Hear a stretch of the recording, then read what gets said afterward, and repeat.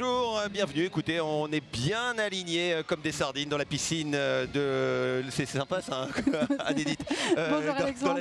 La piscine de Limoges sur Noah, chaîne Nouvelle-Aquitaine. Pour cette dernière journée de ces championnats de France subaquatiques avec les courses en apnée. Anédite.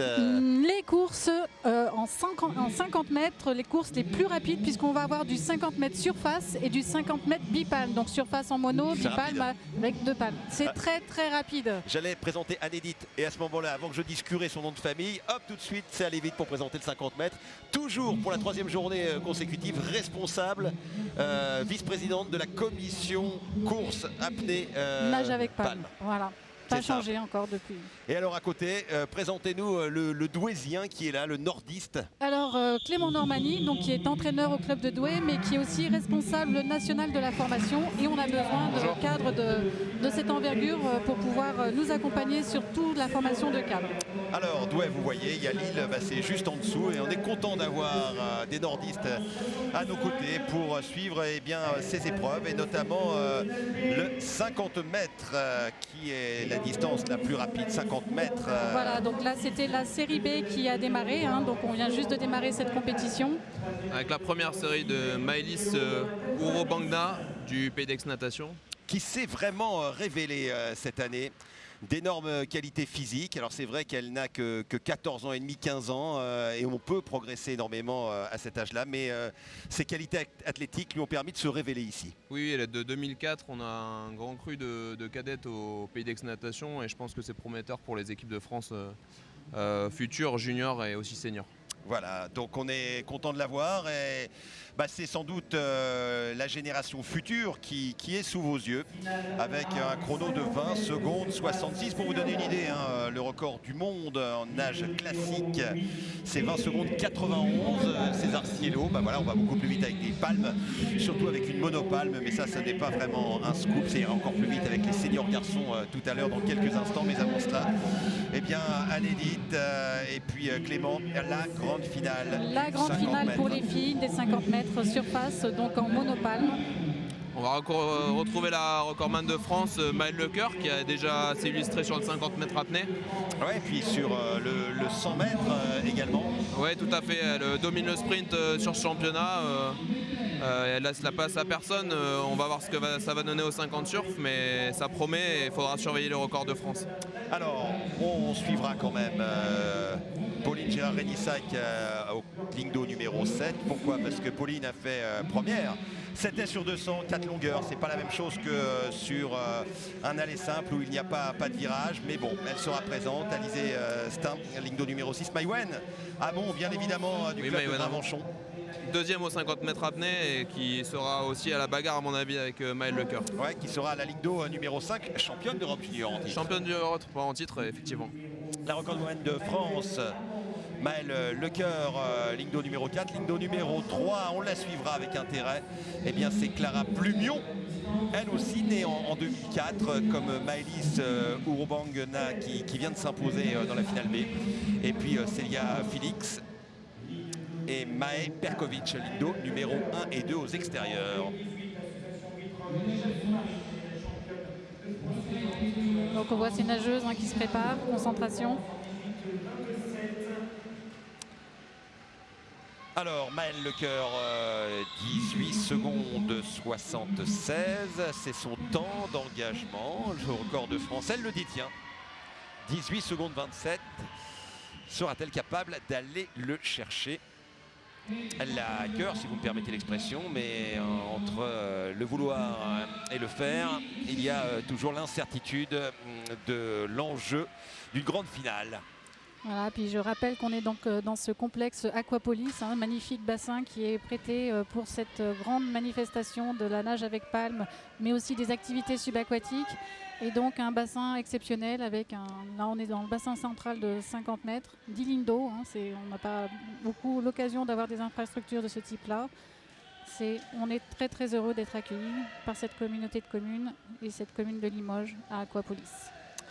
Ouais, et la nouvelle vague de la nage avec palme va s'élancer. Je peux vous dire que la vague, elle va être forte, grande, surtout derrière ces monopalmes, puisqu'elles vont monter à 12-13 km/h une fois lancées. Oui, je rappelle les conditions. Un aller simple, ils ont le droit de faire une coulée jusqu'à la ligne des 15 mètres. Ouais, comme en natation. Et puis après, c'est en surface et ça crée souvent une vague qui vient s'échouer sur le mur à la fin. C'est toujours très impressionnant.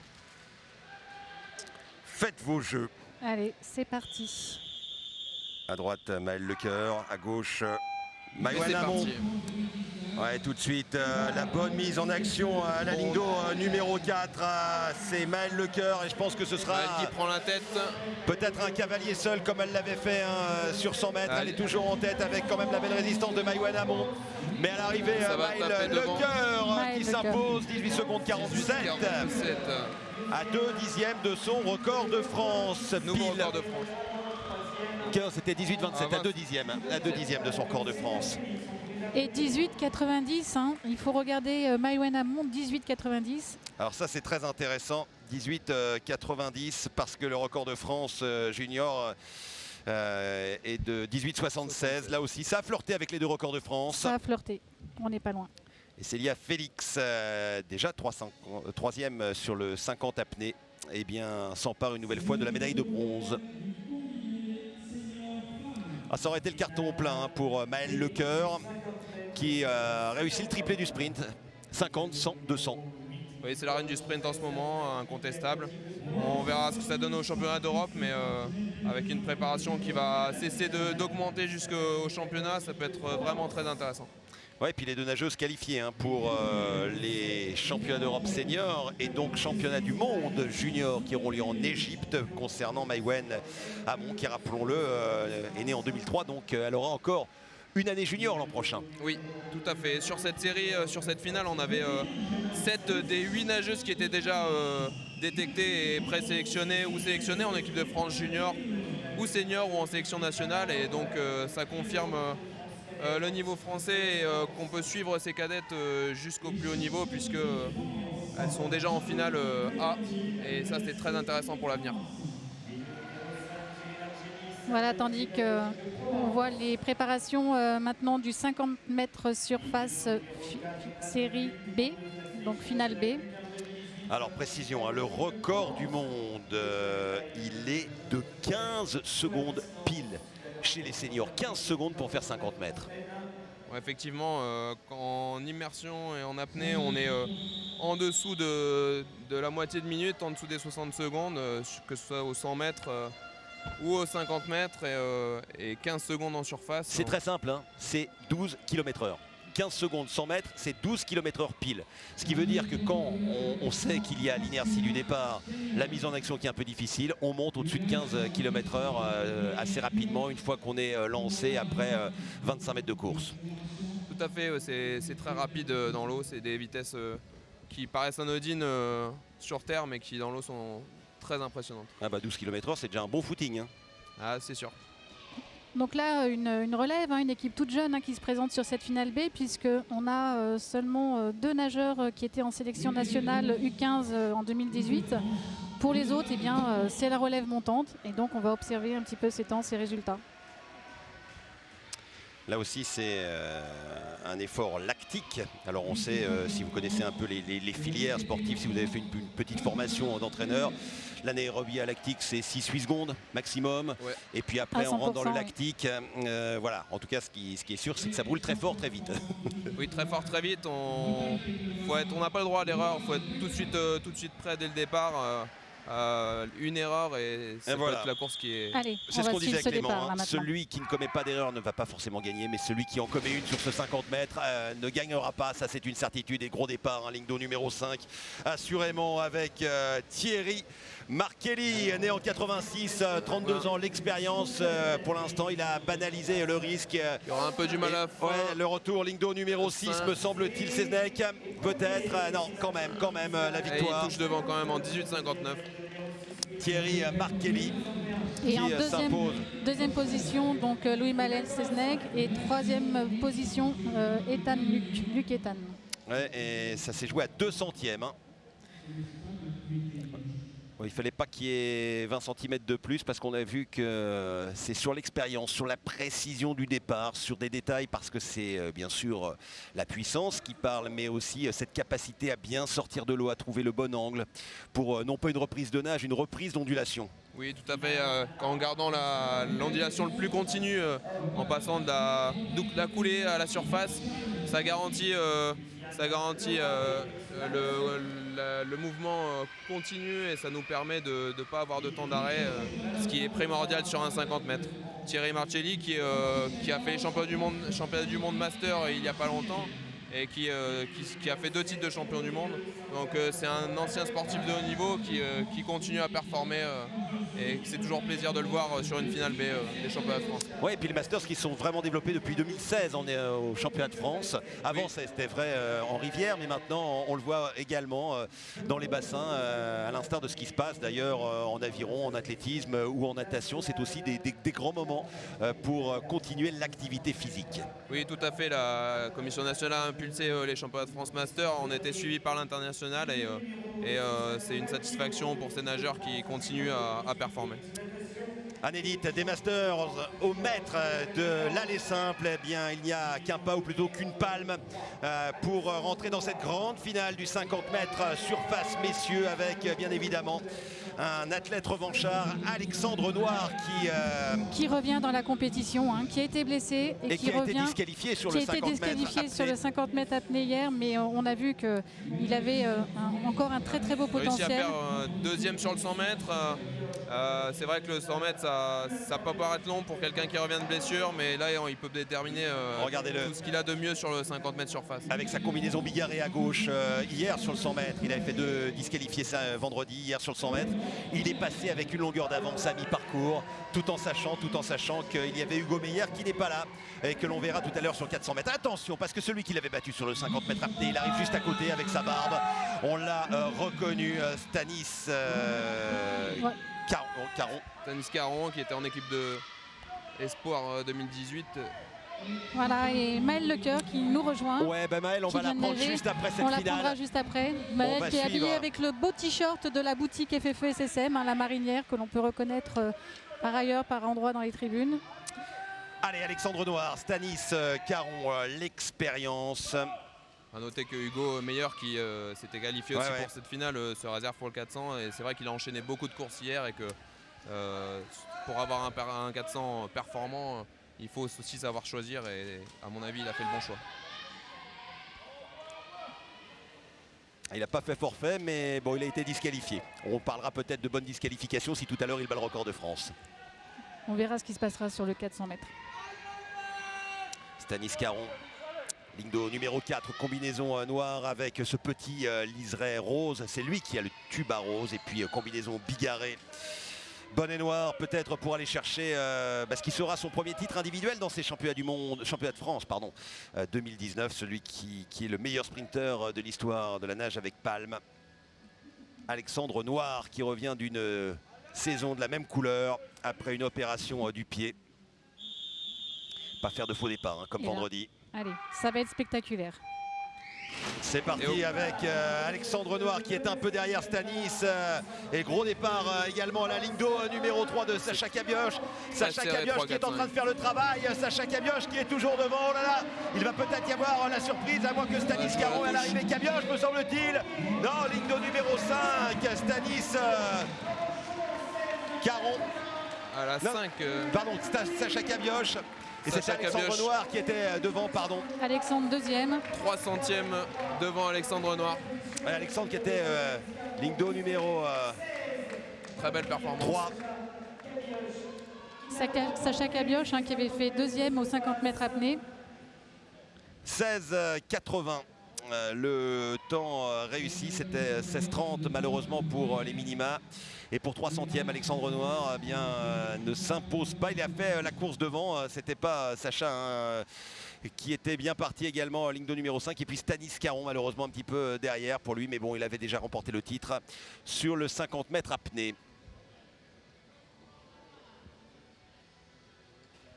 Voilà, donc on les voit en train de sortir de l'eau, respirer, reprendre leur souffle.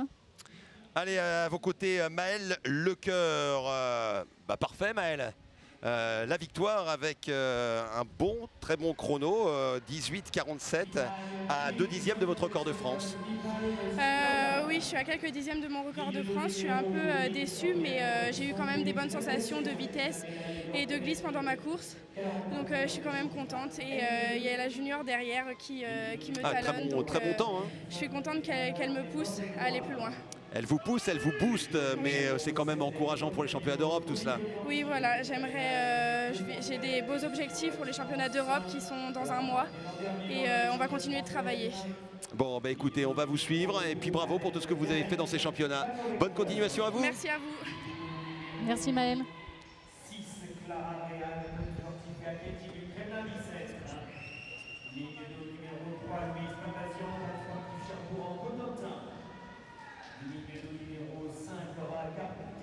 Des beaux championnats pour Maël, vraiment.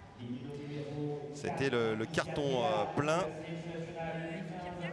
Ouais. Alors Alexandre, tu ne vas pas échapper quand même à la photo avec Maël.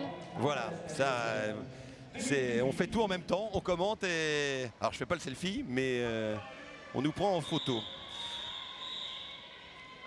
Bipalme. Eh bien, le principe est le même, sauf que ça va aller fatalement un peu moins vite et qu'on a le droit d'utiliser les bras. Effectivement, on est même obligé d'utiliser les bras. Toujours les mêmes règles, on a le droit à 15 mètres d'apnée. Souvent, il est utilisé au maximum pour optimiser la partie sous l'eau qui est bien plus rapide. Et puis après, c'est un mouvement de crawl. L'importance des jambes est plus élevée qu'en natation. Les bras sont plutôt stabilisateurs en appui. Mais ça atteint des vitesses quand même impressionnantes et on a toujours cette vague, même si elle est moins grande qu'en monopalme, qui va suivre les nageuses jusqu'au bout, jusqu'au mur pour s'éclater contre les plaques. Voilà donc une série très mixte avec des cadets, des juniors, donc très intéressant, toujours la relève. La bipalme, intéressant, un passerelle avec des nageurs de natation, mais aussi la bipalme, ce qui permet à des jeunes et un public qui ne sait pas forcément bien nager de pouvoir pratiquer une activité.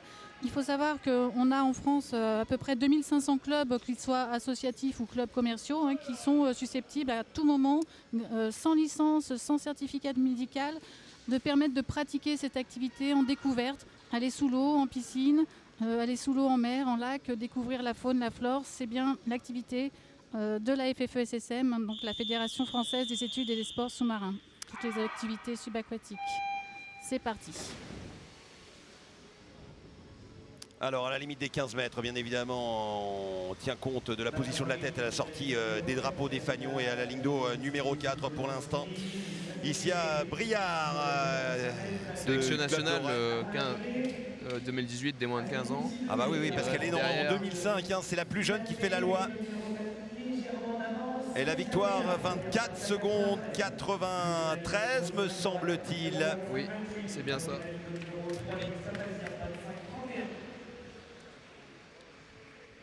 Pour Isa Briard.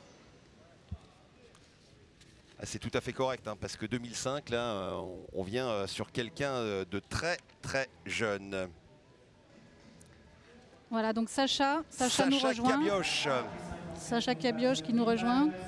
Un petit mot, Sacha, juste avant la finale du 50 mètres, messieurs bipalme. Bravo pour cette victoire. Le titre, c'était la deuxième place sur l'apnée après la disqualification d'Alexandre Noir. Elle a 3 secondes devant la référence. Ouais. Alors dans le micro, c'est mieux. Oui. C'était inattendu là que je fasse ce résultat-là. Et ça fait plaisir de réussir ça. Ça fait combien de médailles et de titres surtout pour Gravenchon? Je sais pas exactement, mais il y en a quand même beaucoup. Ouais, j'espère que vous avez pris un gros bus pour rentrer, parce que là, il y en a quelques-unes. Ouais. C'est un beau travail qui est fait avec la ville, avec votre entraîneur, avec toute l'équipe. Il y a une dynamique. Ouais, en plus, on est vachement soudés, donc... Vous êtes obligé de le dire, il est à côté. Il y a l'entraîneur derrière, il est content, il a le sourire. Ouais, ça, c'était une belle victoire. Écoutez, on vous laisse et puis on va suivre cette course qui va désigner la championne de France du 50 mètres. Voilà, bravo Sacha encore. trois filles qui étaient en équipe de France 2018. On aura Nolwenn Patry au couloir 6. Troisième du 100 mètres en surface. Alicia Klein qui est au couloir 3. Et Alice Estin, qui est en équipe junior 2018. Alors Alicia Klein qui a gagné le 100 mètres bipalme, c'est peut-être une indication. Émilie Fatras, ligne d'eau au numéro 4, qui est encore junior, la nageuse de La Ciotat, eh bien, avait pris la médaille de bronze. Et donc toutes ces nageuses sont à 23, donc ça va être, je pense, très serré. Je pense qu'on va assister à un joli combat. Ouais. Et la plus jeune de cette série, ce sera Marine Spellière de La Ciotat, encore une 2004. C'est vraiment une génération prometteuse. Je crois que le record de France est de 23-27 là. Record de France junior, oui. 23-27 pour ce record de France junior, 22-79 pour le senior, mais 23-27, Émilie Fatras, elle est à 2 dixièmes. Hein. Elle peut aller se l'offrir. Alors, il faudra que ce soit parfait. Elle va être tirée par les autres. Allez, donc elle se prépare. Elle est déjà sur le plot de départ. Hein. Alors, Palme Rose, Nolwenn, non, Alicia Klein, pardon.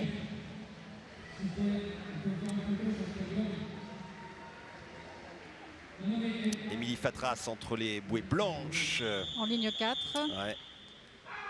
Allez. Allez, c'est parti. C'est parti. Avec un excellent départ, limite des 15 mètres. Vraiment pour Émilie Fatras, qui a vraiment profité de sa coulée, peut-être un petit peu moins puissante, mais elle tient pour l'instant le retour, ligne d'eau numéro 5 de Léna Ledem. Léna Ledem qui peut-être va aller coiffer Émilie Fatras sur la ligne à l'arrivée, ligne d'eau numéro 3. Et bien c'est Alicia Klein. 3. Alicia Klein qui est venue régler tout le monde.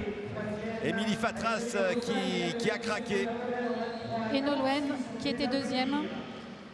Avec Nolwenn Patry qui est revenue en deuxième position et troisième position pour Léna Ledem du CPBR. De Rennes.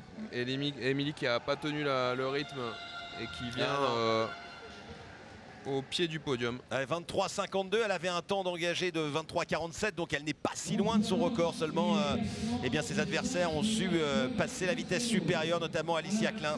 On vous l'avait dit, elle avait déjà remporté la victoire sur le 100 mètres bipalme. Et bien là, sur l'allée simple, elle a été la plus rapide. C'est une belle surprise pour une nageuse qui performait sur le 200, sur des courses un peu plus longues. Et là, on voit qu'elle remporte le 50 et le 100. Ouais, formé au club d'Antibes. On sait qu'il y a de bons sprinteurs sur 50 et 100 à Antibes. Je pense à Alain Bernard notamment, qui avait été champion olympique. Oui, effectivement. Bon. C'est bien sûr un clin d'œil, mais bravo. Et on aura Alicia tout à l'heure,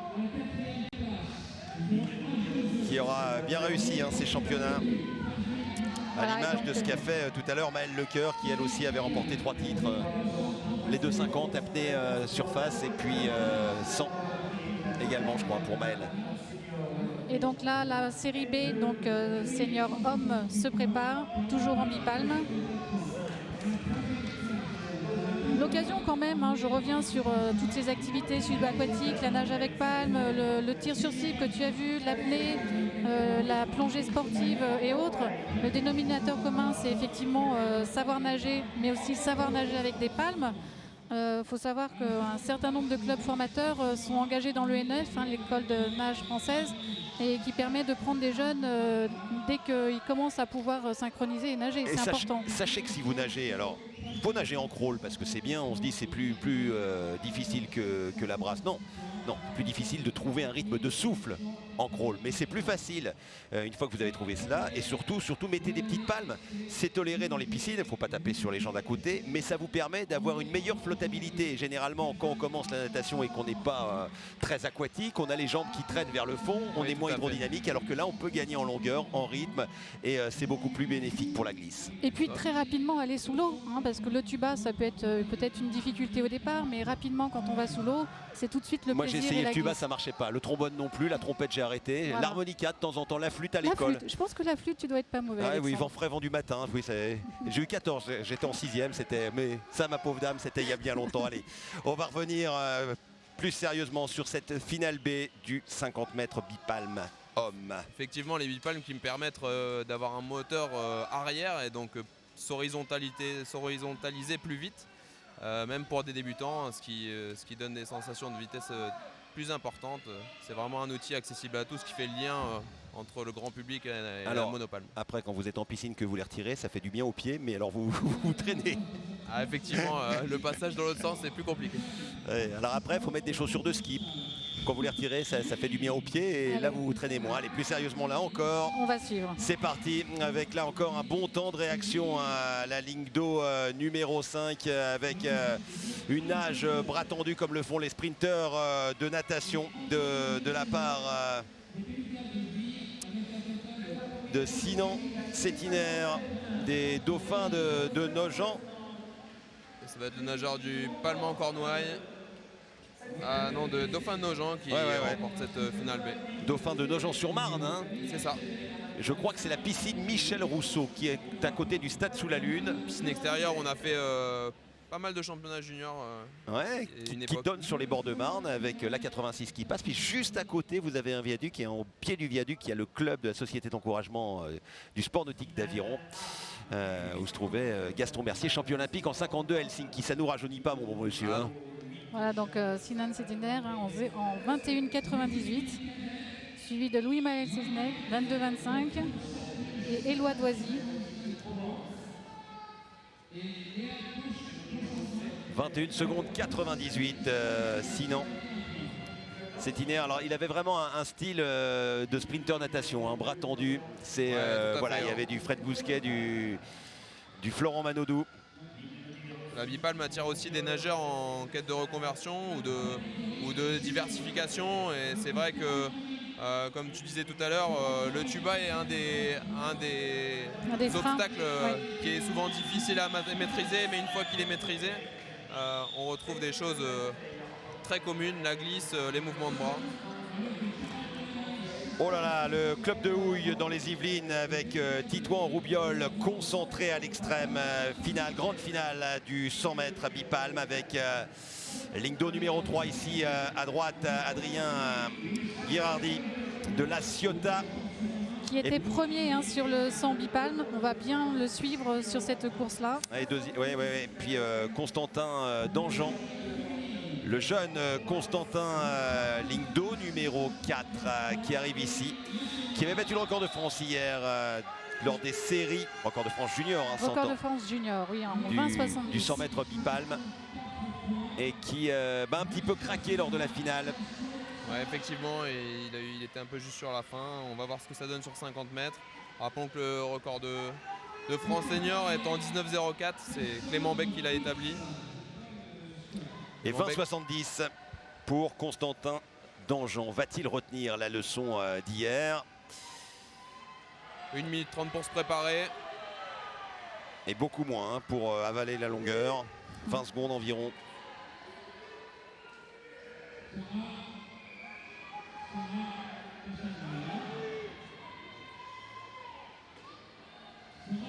Constantin qui avait également fait déjà premier junior en national 2018, en national 1. Donc il est régulier quand même sur cette distance. On va peut-être le voir de face. C'est lui qui est en pantalon, le seul d'ailleurs de ces finalistes.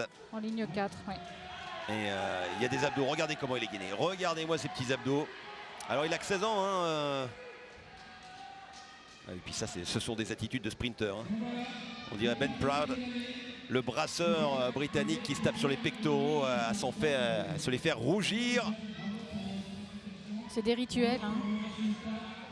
Ça leur permet de se saisir, de s'auto-saisir.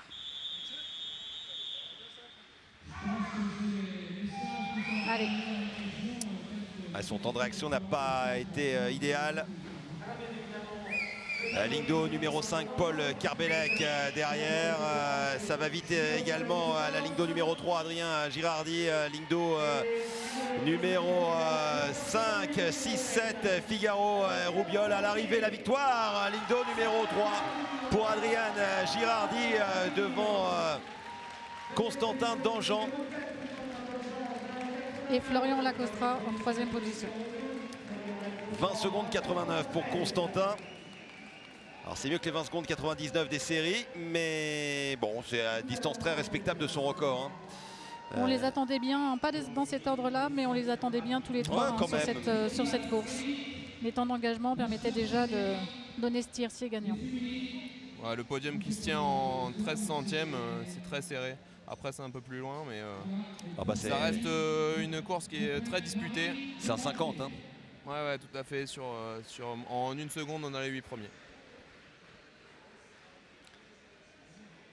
20 secondes 89.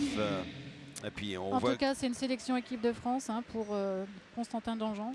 Ouais, puis regardez, on voit quand même que le haut du corps, c'est solide. Forcément.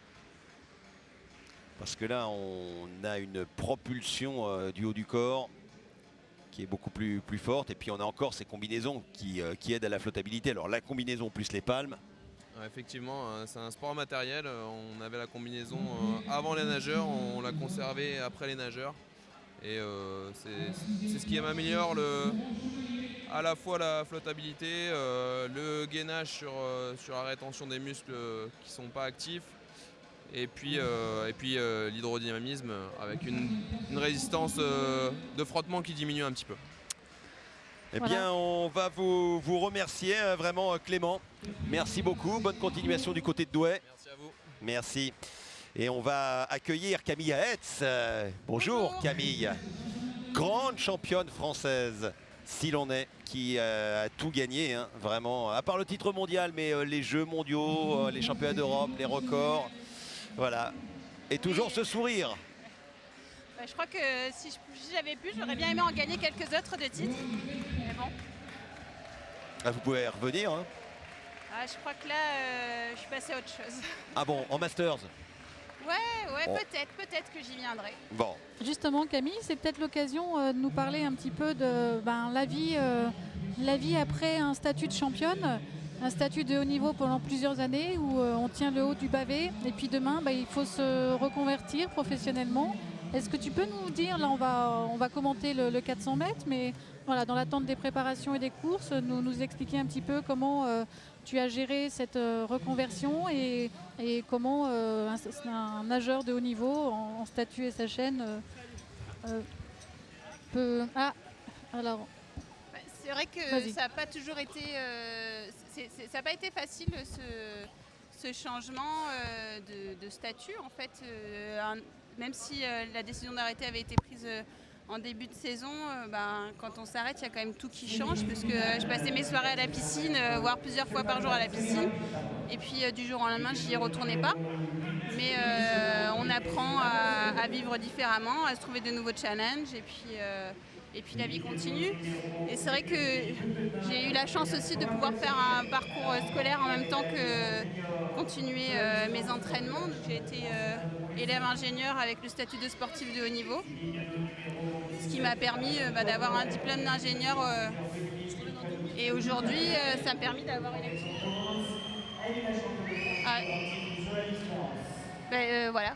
Très bien. Très bien. Et tu as été aidé pour ça? Comment ça s'est passé? Pardon, j'ai pas entendu ce que vous m'avez dit. Est-ce que tu as été aidé dans cette reconversion j'imagine que le ministère peut t'apporter des aides. Non, j'ai pas été. Non. Bon. Tu as fait ça, tu as géré toute seule? Ouais, après je suis allée chercher moi-même de l'aide auprès de gens qui avaient vécu la même chose que moi. Hein. D'accord. Eh ben, ça tombe bien parce que maintenant vous êtes là pour encadrer justement l'équipe de France, passer votre savoir auprès des jeunes, et on va découvrir ces finalistes du 400 mètres surface dames avec des filles qui promettent beaucoup, notamment Lorraine Baron qui détient le record de France en 3,22,71 et qui a déjà été impressionnante. Elle a gagné le 800 et le 1500 mètres ici. Ah oui, je pense qu'il faut surveiller Lorraine parce que au vu des résultats de la saison qui est passée là, elle s'est plutôt améliorée sur des distances courtes.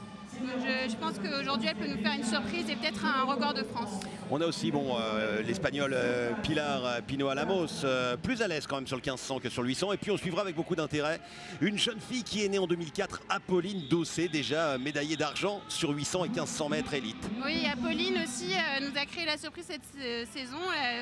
À la Coupe du Monde à Aix-en-Provence, elle s'est extrêmement améliorée. Donc je pense que c'est une jeune fille qui en veut et qui ira loin. Et effectivement, elle va s'accrocher aux plus grandes. Allez, la grande finale du 400 mètres senior dame, en se souvenant qu'il y a, oh là là, pas très très longtemps, il y aura presque, je crois, demain, ou c'est peut-être aujourd'hui d'ailleurs, 13 ans jour pour jour, une certaine Laure Manodou battait le record du monde du 400 mètres nage libre dans la piscine Georges Gilbert Bozon à Tours. Et la piscine Gilbert Bozon qui accueille d'ailleurs une compétition de natation nage avec palme. Régulièrement, oui, ouais. Tout à fait. Les Toronnes, c'est ça, le trophée des Turonnes? Tout à fait. Donc régulièrement, cette piscine de Tours accueille un club qui est très actif et qui organise beaucoup de compétitions.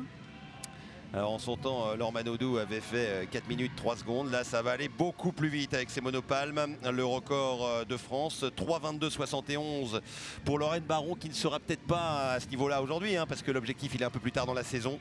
Le record du monde, 3,12, rendez-vous compte. C'est sûr que pour ces nageurs, ils se sélectionnent, mais ce n'est pas leur objectif final. Hein. Leur objectif, c'est de bien de pouvoir parvenir à performer en championnat international et pas faire leur meilleur temps forcément aujourd'hui. Aujourd'hui, certains visent la sélection. Alors, 400 mètres, 8 longueurs, faut trouver le rythme. C'est le compromis entre les nageuses de fond sur 800 et puis celles qui viennent du sprint long, le 200 mètres. Ouais, c'est vrai que c'est un peu la course où tous les nageurs se retrouvent, enfin, les sprinteurs et les demi-fondeurs se retrouvent. 400 mètres est une course assez difficile, où il y a de plus en plus de monde qui se spécialise sur cette distance, donc beaucoup de densité. Et ça devient presque un sprint long parce que pour les hommes 3 minutes, chez les femmes 3 minutes 20, c'est quand même rapide. Alors 3 minutes 20, c'est assez simple, hein, ça nous fait 202 secondes. C'est-à-dire que c'est un peu plus de 50 secondes de moyenne au 100 mètres. Il faudrait faire 25 au 50 hein, pour espérer battre ce record de France de 3,22. On voit que Lorraine part, elle s'échappe. Ouais. Elle va chercher peut-être un temps de sélection, voire plus. Et puis Apolline qui est pas mal, hein, Apolline Dossé, la jeune nageuse aixoise qui va toucher en deuxième position, ligne d'eau numéro 6, là, ici, paf, devant l'Espagnol Pino Alamos. Ça s'accroche derrière. Alors 1,41, c'est même moins que cela, hein, parce qu'on sait qu'on va décrescendo sur ces épreuves, hormis le dernier 50, bien évidemment, une fois qu'on a fait le dernier virage. Là, on est en dessous des 1,41, on vire en 1,38, 15, donc on est 3. Un super temps de passage. Ah ouais, on est en avance là, quasiment sur les bases du record de France. Si elle tient, eh bien, ça peut pulvériser ce record de France. Il reste 150 mètres avec, pour l'instant, une nageuse, vraiment une athlète qui est en train de faire cavalier seul. Il s'agit de Lorraine Baron, belle naïade qui est en train de s'aligner seule contre elle-même, contre son record de France de 3,22,71.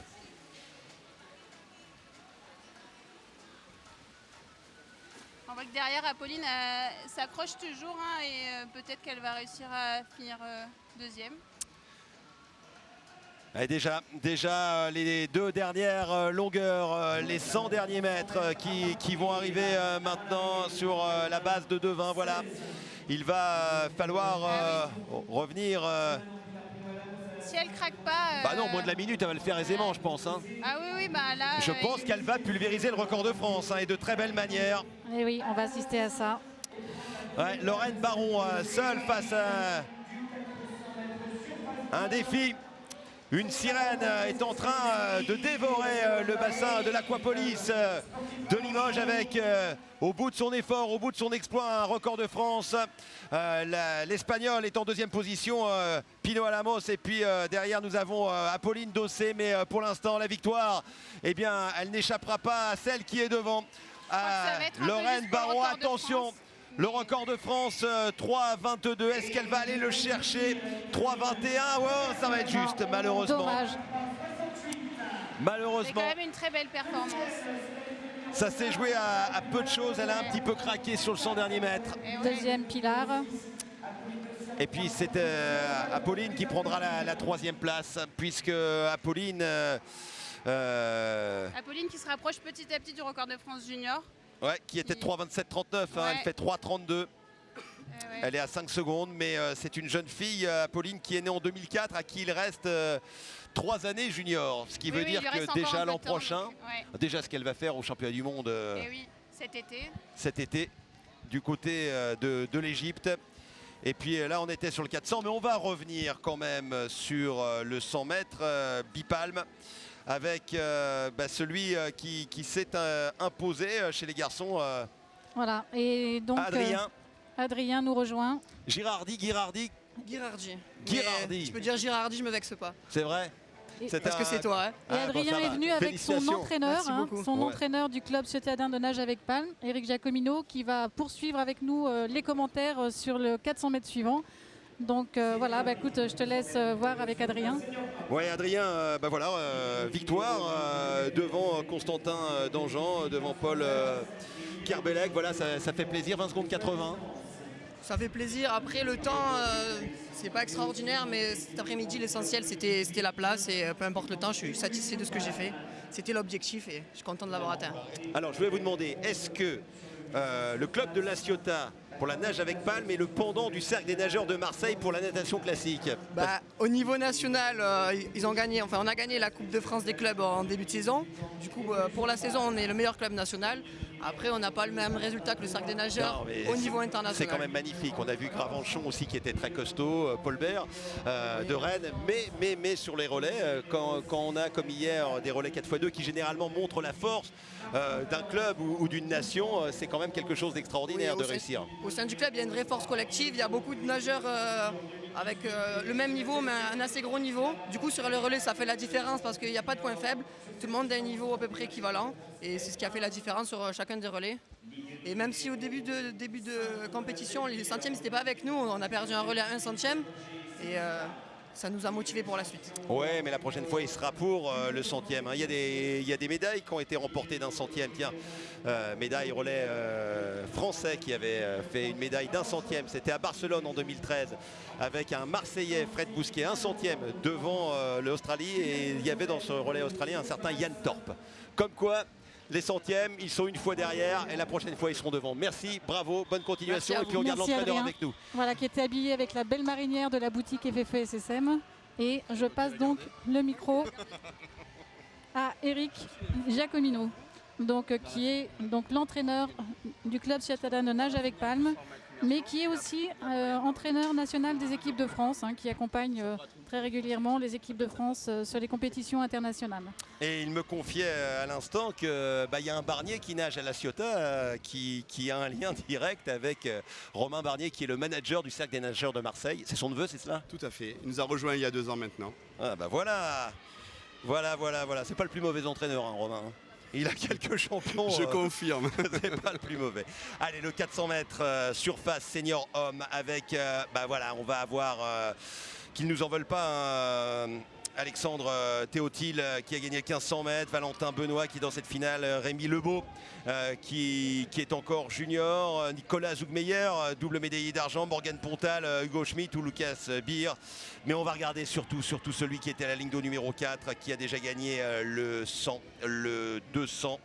le 800 Hugo Meyer qui pourrait aller améliorer son record de France. Tout à fait, c'est un objectif de son coach qui me l'a confié il y a quelques minutes. Donc l'objectif aujourd'hui, c'est d'améliorer le temps du record de France pour avoir un temps d'engagement pour les championnats d'Europe très intéressant. Allez, Hugo Meyer qui aurait pu se qualifier sur le 50 mètres. Il y a eu une petite faute technique, volontaire, pas volontaire. On ne le sait pas. Ce qui est sûr, c'est qu'à la ligne d'eau numéro 4, regardez déjà les pieds qui sortent, le travail, la propulsion. Il est là, le travail sur la première longueur. Et assurément, après 50 mètres, on se rend compte qu'il est parti pour aller chercher un gros chrono. Alors, effectivement, il est parti sur des bases très élevées. Il passe aux alentours des 20 secondes au premier 50 mètres. Donc là, il est parti clairement pour aller chercher le record. Allez, Kola Zougmeyer qui est à côté. Ça serait bien qu'il le tienne, qu'il le titille, qu'il donne le maximum. Pourquoi? Parce que eh bien, ça va l'aider à se transcender. Parce qu'ensuite, ce sera la course contre lui-même, la course contre le chrono. Et Kola Zougmeyer, il reste à côté. Pas la peine d'en rajouter. Qu'on en profite et qu'on profite de cette vague qui vous permet de surfer et de travailler. Mais sur la coulée, vraiment, il fait la différence. Et que généralement, quand un nageur est bien sur la coulée, c'est qu'il est bien en forme, bien préparé. Voilà, les deux nageurs sont partis sur des bases très élevées. Donc Hugo sur les bases du record de France, mais Kola qui est pas très loin dans le sillage et qui est parti pour améliorer son record personnel en tout cas. Kola qui était premier sur le championnat d'Europe junior 2018 sur le 400 IS. C'est pas tout à fait la même chose. Mais Kola qui est senior seulement depuis cette année puisqu'il est de 2001. Ouais, c'est l'avenir aussi, ce nageur de Célestat qui est d'ailleurs le dauphin, si vous me permettez l'expression, d'Hugo Meyer sur les courses et les finales ici. À mi-parcours, quel temps? Oh là là, une 29-11, c'est-à-dire que si on extrapole et qu'on se dit qu'il tient le même rythme, eh bien ça serait du 3,58. Bien évidemment, il va perdre un peu de temps, mais il a quand même une marge par rapport à son record de France. Donc, clairement, là, Hugo vient de faire un deuxième 100 mètres qui le situe toujours dans les moyennes du record de France. Et donc là, on va voir la troisième partie de bassin pour voir s'il maintient ce rythme-là. Mais il est bien parti quand on voit la fréquence d'ondulation et l'efficacité sous l'eau, c'est bien parti. Alors ce qu'il y a, c'est qu'il y a l'impression visuelle. L'impression visuelle, c'est que déjà, il ne se détériore pas techniquement, même si eh bien, on ressent, on voit que c'est de plus en plus dur d'onduler, de pousser, de faire travailler les jambes. Il y a du lactique, ça monte jusqu'aux oreilles. Il y a du lactique, là on est en pleine zone lactique, mais on voit qu'il garde un mouvement complet dans les phases montantes et descendantes de la monopale. Et là c'est parti, là il y est, de 15, ouais, il y est, là il y est clairement. Le record devrait être battu. Ouais, il faudrait qu'il revienne moins de 48, c'est cela pour battre ce record de France. Tout à fait, il en est largement capable. Ouais, c'est un peu compliqué tout en sachant que moins de 48, mais même si c'est compliqué cette avant-dernière longueur, eh bien on sait que là, maintenant ça va être plus facile. Pourquoi? Parce qu'il va tout donner, parce que derrière, ça ne sera pas au pied que sera pris le temps, mais aux mains. Et là, il va tout donner pour aller chercher un record de France après celui qu'il a déjà battu en ouverture de ses championnats sur 200 mètres. 3,04,12 à battre. Ouais, allez. Hugo Meyer, au meilleur de sa forme avec 15 mètres encore à parcourir. Hugo Meyer, près des 3 minutes, oui, ça va être 3-2 ce record de France. Voilà, c'est fait, 3-2-43. Il n'est pas battu, il n'est pas dominé, il est pulvérisé. Kola Zougmeyer, deuxième position une nouvelle fois. Et puis, bien évidemment, Morgan Pontal, un junior plein d'avenir qui termine lui aussi dans un excellent temps, 3-12. Et qui prend la troisième place. Bravo Hugo Meyer. 3-12 et qui vient de battre le record de France junior de son frère, puisque c'était Jeanne Pontal qui avait le record de France junior. Et alors on signale au passage le record de France junior. Magnifique course de Morgan Pontal qui bat le record de son propre frère Jeanne. Ce qui est extraordinaire, ça reste dans la famille. Ouais, et ben là, chapeau, parce que là on a deux records d'un coup, une histoire de famille. Hugo Meyer au meilleur de sa forme et Kola Zougmeyer qui vraiment est aussi l'avenir parce qu'il s'est bien donné pour un senior première année. Et Morgan Pontal, bon sang ne saurait mentir puisqu'il réussit un beau coup. Et puis on n'oubliera pas non plus Rémi Lebeau qui fait également les minima largement de 5 secondes pour aller chercher sa sélection junior.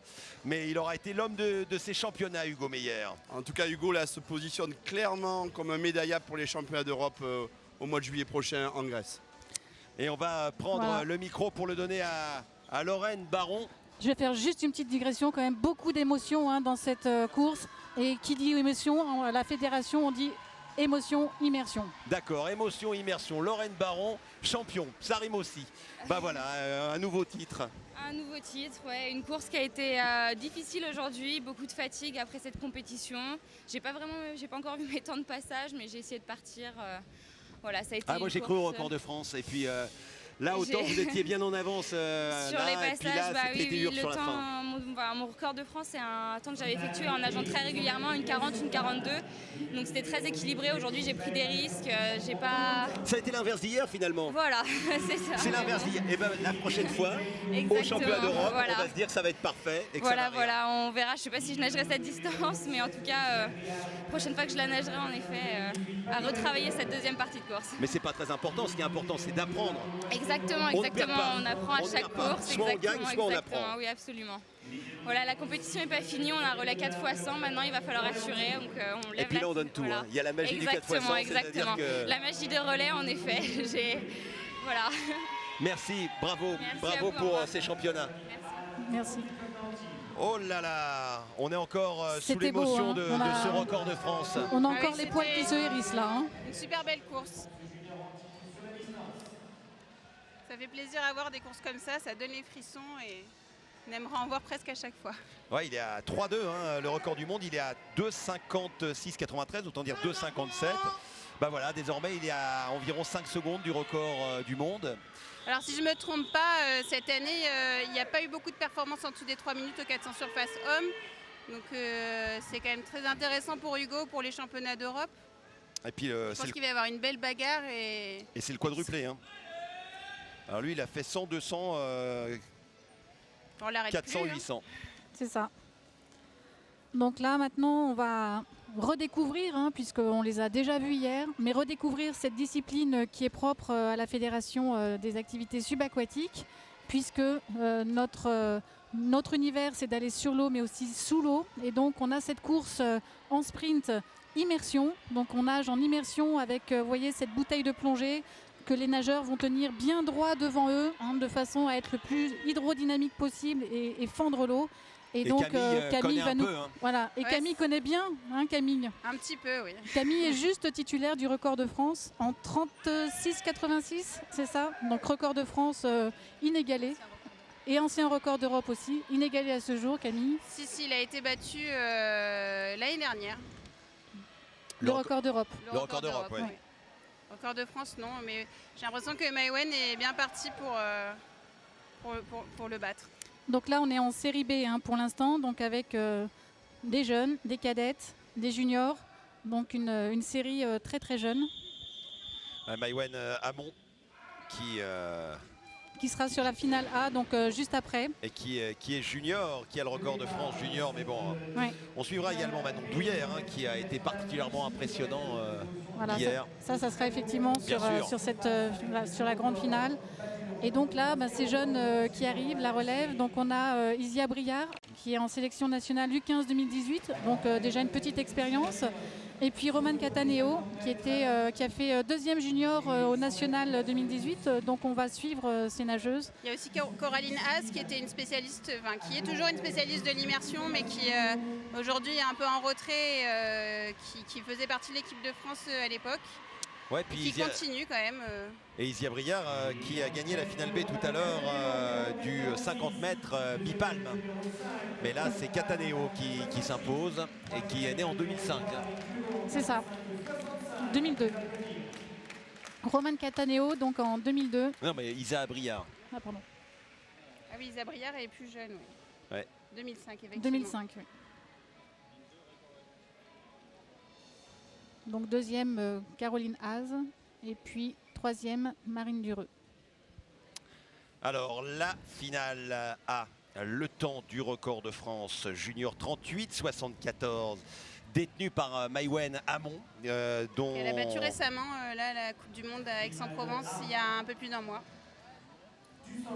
Elle a gagné d'ailleurs la manche de Coupe du Monde à Aix. Ouais, elle a gagné en sur effet. Cette distance, exactement. Je pense que là, il va y avoir une belle série, une belle bagarre peut-être avec Manon Douillère et Anaïs Verger, puis bien sûr Maïwenn. Allez, un petit mot avec Hugo Meyer, qui aura été l'homme de ces championnats. Bonjour.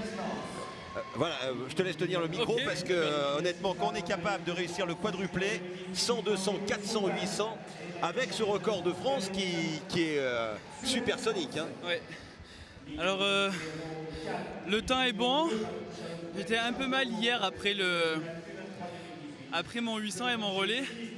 Du coup, ce matin, j'ai fait l'impasse sur le 50 surface pour pouvoir me concentrer sur le 400. C'est ce qu'on a compris. Parce qu'il fallait vraiment que je me concentre, que je me mette dans ma course. Et voilà, je voulais pas aussi... je voulais montrer à mon entraîneur qu'il pouvait me faire confiance aussi sur ce point, qu'il pouvait me laisser une course de dépit. Et après, pouvoir partir sur mon 400 à l'esprit. C'est pas honteux hein, quand on gagne le 100, le 200, le 400, le 800 avec le record de France déjà le premier jour sur 200. On en avait parlé, vous nous aviez dit ouais le 400 ça va être compliqué, c'est le dernier jour. Et à l'arrivée quand même c'est plus de 2 secondes d'avance. C'est un temps de très haut niveau. Ouais, là on commence à jouer vraiment avec voilà, les grands nageurs. On peut jouer très haut. Voilà, on peut commencer à viser assez haut. Après je pense que je peux faire mieux en étant un peu plus frais. Mais je suis vraiment très content du temps. Ça a été bien géré. Et ce qui était plaisant à voir, c'est que vous ne vous êtes pas détérioré techniquement. Alors bien sûr, au bout de 250 mètres, 300 mètres, on sent que ça pousse un peu moins parce qu'il y a du lactique et que ça monte jusque dans les oreilles. Oui, c'est ça. Mais vous êtes resté vraiment dans votre process, dans votre concentration. Alors c'est la course que je travaille. Hein. Je travaille vraiment 400. Donc dès qu'il s'agit de garder la technique et la position sur ce rythme qui est élevé, un peu moins que le 800, un peu plus que le 200, je maîtrise encore un peu, jusqu'à 400 mètres. Après, on voit ça se détériore sur le 800 comme hier, par exemple. Mais c'est le travail et ça paye et je suis content. Bah bravo Hugo. Et puis on va voir la finale maintenant du 100 mètres immersion féminin. Merci. Et bonne continuation, bon relais surtout. Allez, cette finale du 100 mètres immersion féminin avec la ligne d'eau numéro 5, Manon Douillère, qui a gagné le 400 hier de façon très impressionnante. Là, de nouveau, on rencontre des sprinteuses pures comme Maïwenn. Alors Maïwenn Amon pour nos téléspectateurs, ligne d'eau numéro 3, qui est née en 2003 justement, mais qui est recordwoman de France junior. Et Manon Douillère qui est plutôt une spécialiste du 400 mètres et qui depuis quelques années maintenant s'aligne sur le 100 mètres immersion avec des temps plus que corrects. Ah oui, alors c'est marrant parce qu'il y a des nageuses de fond, des nageuses monopalme, des nageuses immersion, mais Maïwenn Amon, bien la monopalme se pratique également en surface et elle a pris la 2e place sur le 100 mètres surface. Sur le 100 mètres surface et sur le 50 mètres surface tout à l'heure aussi, elle s'est accrochée. On a à un moment donné cru qu'elle allait peut-être prendre la première place, mais donc elle touche 2e derrière Maëlle au 50 surface. Ouais, et vice-championne d'Europe junior du 50 mètres apnée. Ligne d'eau numéro 3, Maïwenn Amon. Ligne d'eau numéro 4 avec ce liseré rose devant votre écran. Bonnet noir, c'était Anaïs Verger et puis Manon Douillère. Ligne d'eau numéro 5, Clara Plugnon. Allez, le départ, on a entendu le bruit, le gros départ, ligne d'eau numéro 3. Oh là là! Ah, c'est dommage. Alors là, c'est vraiment, je pense qu'il y a eu dû avoir un problème technique sur la bouteille. Je ne sais pas ce que c'est, mais vraiment, c'est Manon Douillère qui alors là, a été prétendante sur le podium. C'est vraiment. Ah oui, largement, parce qu'elle avait gagné le 400 de très belle manière. Pour l'instant, c'est la ligne d'eau numéro 3. Maïwenn Amon qui fait la course en tête, suivie d'Anaïs Verger. Maïwenn Amon Anaïs qui est bien partie, hein, mais Maïwenn Amon qui est toujours devant et c'est Maïwenn Amon qui va s'imposer. Et à l'arrivée, attention, le temps du record de France, 38-74. Et à l'arrivée, 38-46. Ou 39-46. En 39-46. Alors, ça n'est pas le record de France, mais c'est le titre. Elle est un peu déçue, mais bon, après 3 jours de championnat, je pense que c'est un temps quand même qui est tout à fait honorable. Elle s'est peut-être blessée à la main à l'arrivée. Ça a été la course des mauvaises surprises. Regardez. Ah oui. La déception vraiment pour Anaïs Verger qui est déçue. La déception pour Manon Douillère. Manon Douillère, bien sûr, qui a dû s'arrêter pour un problème technique après simplement la plongée. Ouais. C'est dommage. Et puis Maïwenn Amon qui, elle, est déçue de son chrono parce qu'elle espérait sans doute aller titiller son record de France junior. Ouais, je pense, mais bon, faut se... Elle a déjà nagé plusieurs fois en dessous de 39, donc on sait que le temps elle est capable de le faire et maintenant il faut viser les championnats du monde où elle aura de belles choses à faire. Voilà, et en attendant donc la série suivante qui est le 100 mètres immersion senior homme, donc une seule finale, hein, directement la finale A pour ces seniors hommes. Moi, juste dire que cette activité donc en immersion, elle reste extrêmement originale. Elle est très rapide, hein, je crois que c'est la course la plus rapide puisqu'on est tout le temps sous l'eau. Moi, je voudrais simplement préciser que ces disciplines-là, on les retrouve aussi aujourd'hui. On va rentrer dans les écoles. Hein. On signe bientôt une convention avec l'UNSSS pour inscrire ces activités de nage avec palme, d'apnée, de tir, de hockey au programme UNSS. Donc, je pense que ce sont des activités qui vont prendre un développement grâce à ce relais-là, mais que l'on retrouve aussi en universitaire, puisqu'on a des nageurs hein, qui peuvent regarder. Nous avons Clément Normani qui parlait tout à l'heure à côté de nous et qui est présent là et qui s'occupe notamment des liens avec tout ce qui est universitaire. Et donc on a ces participations à des championnats universitaires. Je vais vous abandonner pour vous laisser entre les mains de Camille. Merci Edith, je sais que vous avez un avion à prendre parce que vous avez d'autres fonctions du côté de la Chambre de commerce et d'industrie de Lyon. Voilà. Mais merci d'avoir été là et puis au plaisir de vous recroiser au bord des bassins avec votre passion et votre professionnalisme. Et merci Alexandre, c'était un plaisir, vraiment, tu nous as beaucoup aimés. Oh bah non, mais c'est vous. Allez, j'en récupère une autre.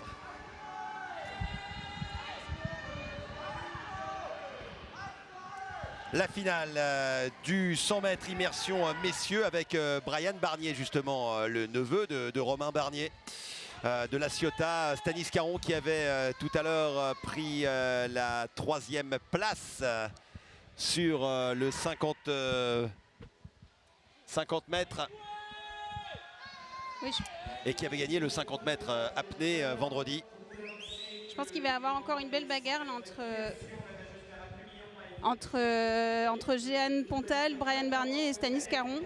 Je pense que tous les trois veulent la médaille d'or. Donc je pense que ça va être encore une belle course. Ouais, le record de France 32-36 d'Alexandre Noir qui n'est pas là. Stanis Caron, Romain Michelot, deux jeunes hein, quand même. Ethan Luc, le nageur provençal, ligne d'eau numéro 6. Et puis Axel Torremocha du club de Vannes. Qui a fait un très bon championnat, Axel Torremocha. On l'a vu plusieurs fois sur les podiums juniors. Et je pense que c'est un athlète à suivre. Pôle d'Aix, je pense. Non, Axel, il est au pôle à Quimper. D'accord. Au pôle des jeunes. Allez, c'est parti. Ah, mauvais départ à la 6. Ouais, le départ de Ethan Luc et puis vous le voyez, ligne d'eau numéro 4. Le gros travail qui est réalisé par Brian Barnier de La Ciotat dont nous parlait son entraîneur il y a quelques instants. Le virage devant avec également à la ligne d'eau numéro 3 Stanis Caron. Voilà, les favoris sont présents, répondent présents pour l'instant. Deux torpilles qui sont sous l'eau et qui sont en train de travailler. Brian Barnier qui va conserver l'avance pour s'imposer. À l'arrivée, un nouveau titre pour La Ciotat. Le premier pour Brian Barnier. Le deuxième, Stanis Caron. Et le troisième pour Jeanne Pontal. Ils étaient les trois meilleurs temps des séries. Eh bien, ils se sont imposés. Si je ne me trompe pas, c'est le premier titre de champion de France en individuel pour Brian. Ouais. Bravo Brian. Et il est content. Avec un chrono de 35-10. Oui, qui a un temps tout à fait honorable. C'est pas encore le record de France, mais on s'y approche. Ouais, le record de France, il est loin quand même. Hein. Il est 32-36, Alexandre Noir, mais Alexandre a eu des médailles internationales avant sa blessure. Voilà, ils avaient fait 1-2-3 lors des séries. Ils sont 1-2-3 lors de ces finales avec le jeune Ethan Luc qui termine 37-98. Et puis Axel Torremocha qu'on a beaucoup vu mais qui paye un peu la fatigue et la répétition des courses. Et oui. Bah, c'est sûr que là je pense que ça a commencé à se sentir les 3 jours de championnat. C'est long. Mais bon.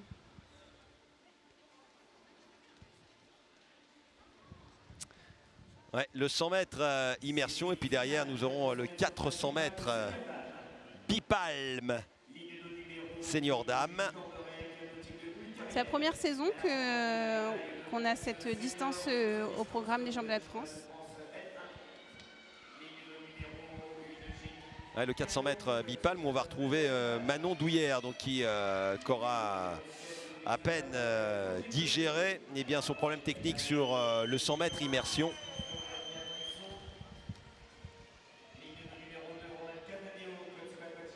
Alors que Hugues Briot, l'entraîneur du pôle France de Rennes.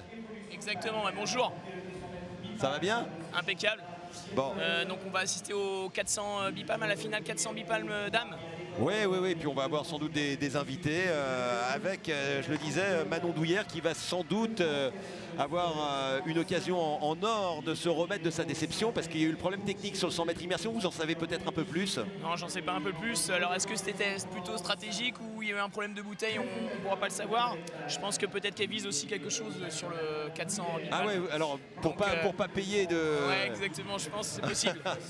On pourra lui poser la question peut-être à l'issue du 400 bipalme. Bah oui, mais dans ce cas-là, pourquoi ne pas avoir fait en sorte de ne pas se qualifier ce matin dans les 16?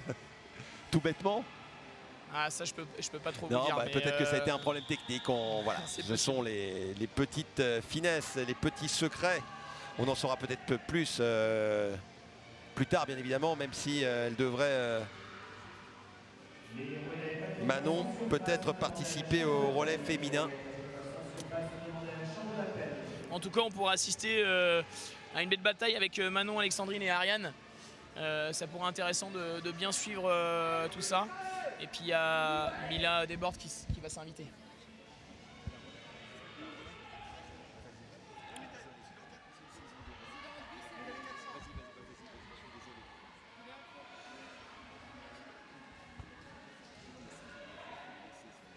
On voit les nageuses se préparer, elles ont mis le masque et les tubas. Commencent à monter sur les plots. Alors là, on est quand même en 400 mètres bipalme, donc on nage mouvement alterné des jambes et avec les bras. On a vu que Manon Douillère avait été particulièrement impressionnante sur le 400 mètres immersion. Exactement, et sur le 400 Alors là, c'est monopalme, sous l'eau et sans les bras. C'est quand même un peu antinomique ces deux disciplines. Mis à part le 400 mètres, il n'y a pas grand-chose en commun. Ah, exactement, ils sont multi-spécialités. Ouais. Non, parce que c'est assez étonnant pour le coup quand même. On peut se poser la question. Et c'est vrai qu'on garde quand même les palmes aux pieds, donc l'effort se fait beaucoup sur les jambes. Donc il y a ça en commun avec la monopalme. Ouais, mais là, ça se rapproche plus de la natation classique. C'est l'épreuve qui se rapproche le plus de la natation classique pour le coup. Hein. Même si on n'a pas à tourner la tête pour respirer parce qu'on a le tuba frontal. Et là, c'est à la ligne d'eau numéro 3, Mila Desbordes. Bah oui, fatalement. Hein. Dès qu'on parle natation classique, Mila Desbordes, ça parle à tout le monde parce que sa sœur Johanna est une bonne nageuse classique qui fait partie des relèves de l'équipe de France, 3e. On le disait, à Rennes, et qui détient d'ailleurs le record de France junior de la distance. Tiens, et si Mila allait chercher le record de France de sa sœur, ce qu'a fait tout à l'heure chez les garçons, Morgane Pontal. Morgane Pontal. Exactement, il pourrait y avoir une copie-collée. Ah ouais, ça j'ai jamais vu. J'ai jamais vu un frère et une sœur battre dans la même compétition les records de France du frère et de la sœur. Ah, il faut toujours une première. Ouais, exactement, il faut toujours une première. Et pourquoi pas?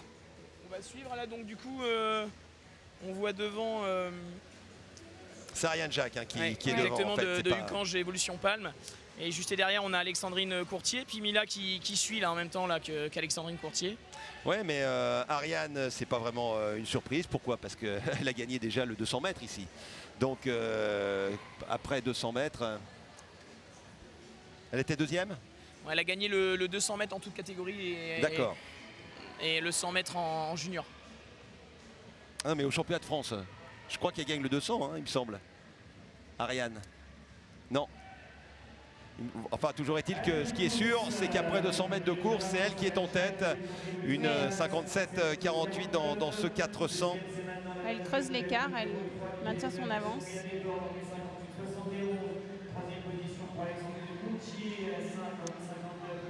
En tout cas, il y a une belle bataille derrière pour la deuxième place. Ouais, Mila Desbordes qui revient. Hein. Ouais, c'est vrai que Ariane est bien devant et Mila qui commence à faire l'effort. On voit là, elle appuie un petit peu plus avec les bras que tout à l'heure. Donc là, je pense qu'elle a compris aussi qu'elle n'était pas loin de faire deuxième et qu'elle se rapprochait un petit peu avec les bonnes petites coulées qu'elle a, qu'elle se rapprochait d'Ariane, qui est un petit peu à l'écart en fait des 3 nageuses du milieu.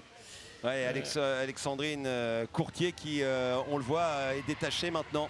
Ah ouais. Et qui a eu du mal, hein. On l'a vu sur la coulée, elle est ressortie très très vite. Ça généralement c'est qu'on n'est pas bien physiquement, hein. Non, pas du tout, puis on voit bien les jambes, hein, ouais, les jambes, elle est en train d'exploser. Ça a l'air de faire mal. Ouais. Elle peut plus. Il n'y a plus d'essence dans le moteur, ce qui n'est pas le cas devant à la ligne d'eau numéro 6 d'Ariane Jack qui est en train de s'envoler. Et le retour peut-être à de Manon Douillère. Super belle coulée de Manon. Il y a Manon qui a bien travaillé sous l'eau, hein, sa spécialité justement. On retrouve des similitudes. Et en tout cas, elle tient bon. Mila décroche un chouïa. Et Manon remonte bien sur Ariane. Ouais, mais j'ai l'impression que là, c'est reparti de la part d'Ariane Jack qui en a remis un petit peu. Elle était revenue à hauteur des palmes, mais là, il en manquera, me semble-t-il. Manon fait un gros travail. Dernière petite coulée, très beaux efforts de Manon. Alors, Manon Douillère qui a fait le gros travail sur la coulée, mais oui, mais à la nage, elle est dépassée à la nage. Elle pouvait sur la coulée, mais regardez derrière. Ouais. Eh bien, c'est Ariane Jack qui fera le doublé 200-400 avec à l'arrivée un chrono inférieur aux 4 minutes. La deuxième place pour Marion Douillère et la troisième pour Mila, 4-4-92. Malheureusement, un temps qui ne lui permet pas de se qualifier pour les championnats du monde junior. Ouais, très belle course d'Ariane qui valide son deuxième ticket pour les championnats du monde junior en Égypte. Ouais, Ariane Jack hein, qui est née en 2002 et qui effectivement a réussi un joli coup. Et Manon aussi qui fait une belle performance pour une monopalmeuse du coup. Avec 4-1-19.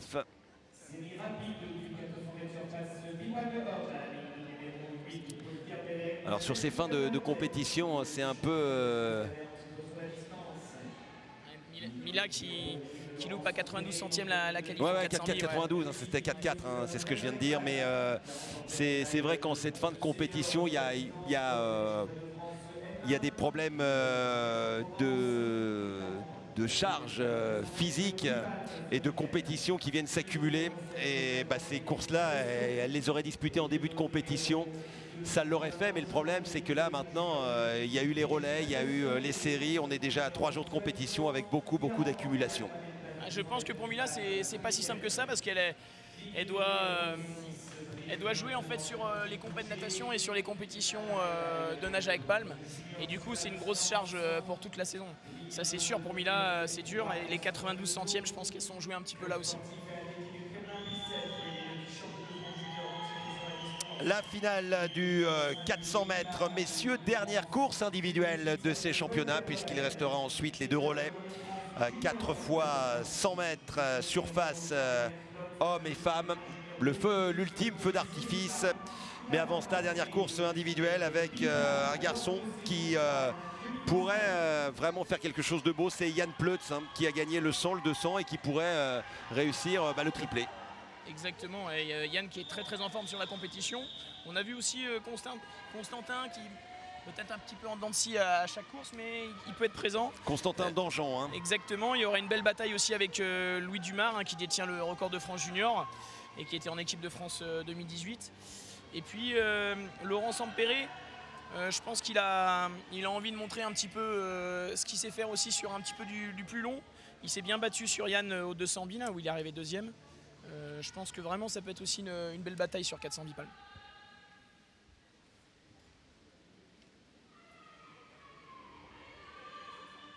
On voit les garçons là qui mettent les pieds dans l'eau là pour rincer un petit peu le savon qui s'est accumulé un peu autour des palmes et des pieds. Ouais, c'est pas pour se faire mousser. Pas du tout, non.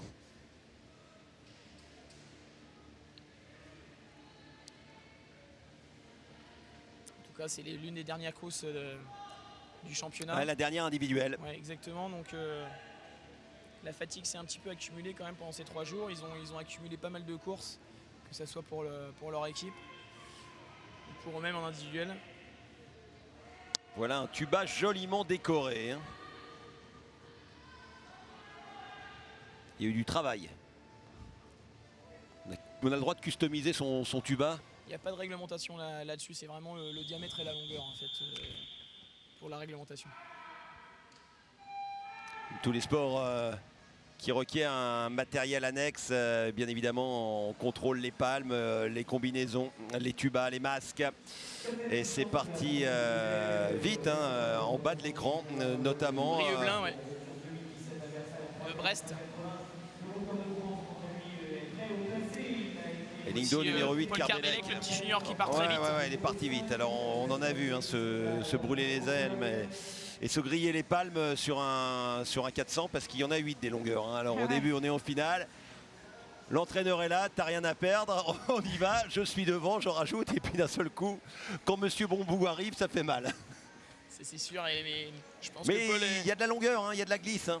C'est intéressant quand même. Je pense que Paul est le plus jeune de la série, donc il a envie de montrer aussi qu'il est là. Effectivement, il est né en 2003. Il est parti un petit peu vite avec l'envie. Ça nous fait toujours partir un petit peu plus vite. 51,2, ouais, ça part vite. Ouais, mais regardez, il a une belle glisse. Hein. Alors, c'est un peu moins puissant, mais... C'est vraiment un morphotype nageur. Hein. Il fait 1m95. Et il est vraiment très grand, une très longue allonge. Ouais, et on voit qu'il y a des grands segments, fatalement, sur les appuis. Exactement. Ça aide, mais c'est sur la poussée, sur les jambes. On sent qu'il y a encore un peu de puissance pour pousser 2-3 ondulations supplémentaires, pour aller à la limite des 15 mètres. Et pour faire la différence, voilà. D'ailleurs, c'est revenu. Hein. C'est revenu. Et... Ouais, ils sont tous sur la même ligne, là, Constantin Dangean qui est dans le dur. Et Brieublin également. Lingdo numéro 2 et Lingdo numéro 6, mais pour le reste ils sont 6 quasiment sur la même ligne, avec quand même les Lingdo numéro 3 et 4 maintenant, Alexandre Hento et Yann Pleutz. Ils sont là, ouais, ils se sont un petit peu jaugés là sur les premiers 150 mètres. Là ils vont commencer à produire leurs efforts. Et le retour de Louis Dumar également. Hento et Pleutz sont vraiment au coude à coude. Et il y a Louis Dumar en fait qui est juste derrière. Je pense qu'il joue un petit peu avec la vague de Yann.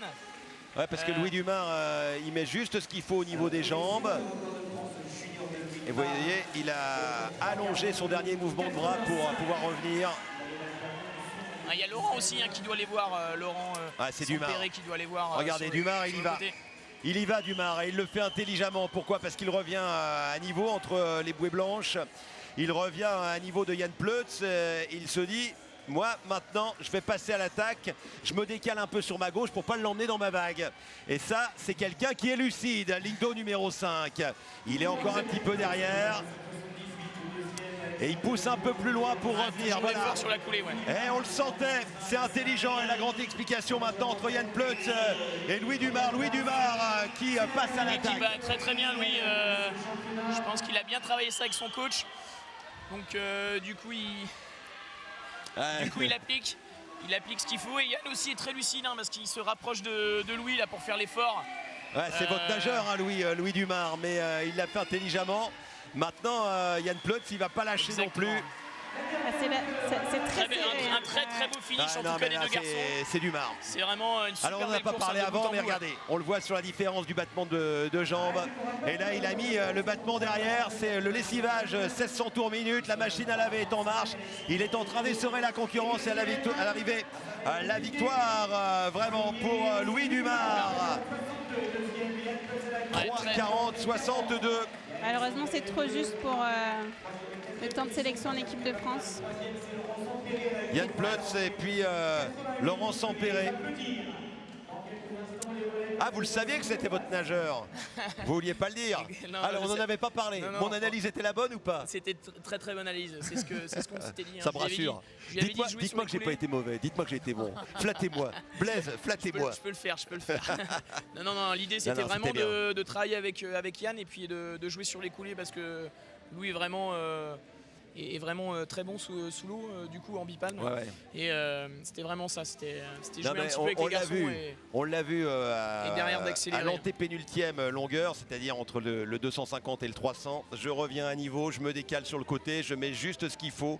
Et derrière, quand vous êtes sous l'eau et que vous essayez de rester un peu plus longtemps sur l'eau pour mettre la bonne accélération. Voilà. J'ai cru qu'Yann Pleutz allait tenir un peu plus longtemps, mais c'était compliqué.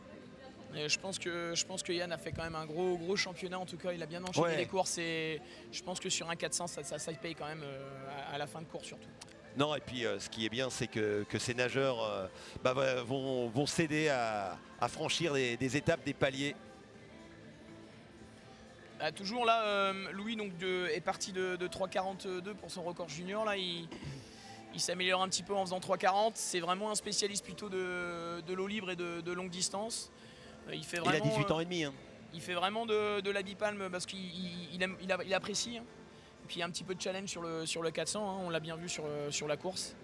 Et c'est pour ça qu'il s'aligne un petit peu sur les courses bipalmes. Pour le plaisir aussi, c'est toujours intéressant pour les sportifs de toujours avoir du plaisir, de garder du plaisir avec les entraînements biquotidiens et d'une saison assez longue quand même. Ouais, s'il n'y a plus de plaisir, vous ne vous amusez plus. Et on fait plus du sport, on travaille du sport. Exactement. Mais il y en a qui le font, hein. Oui, il y en a qui le font.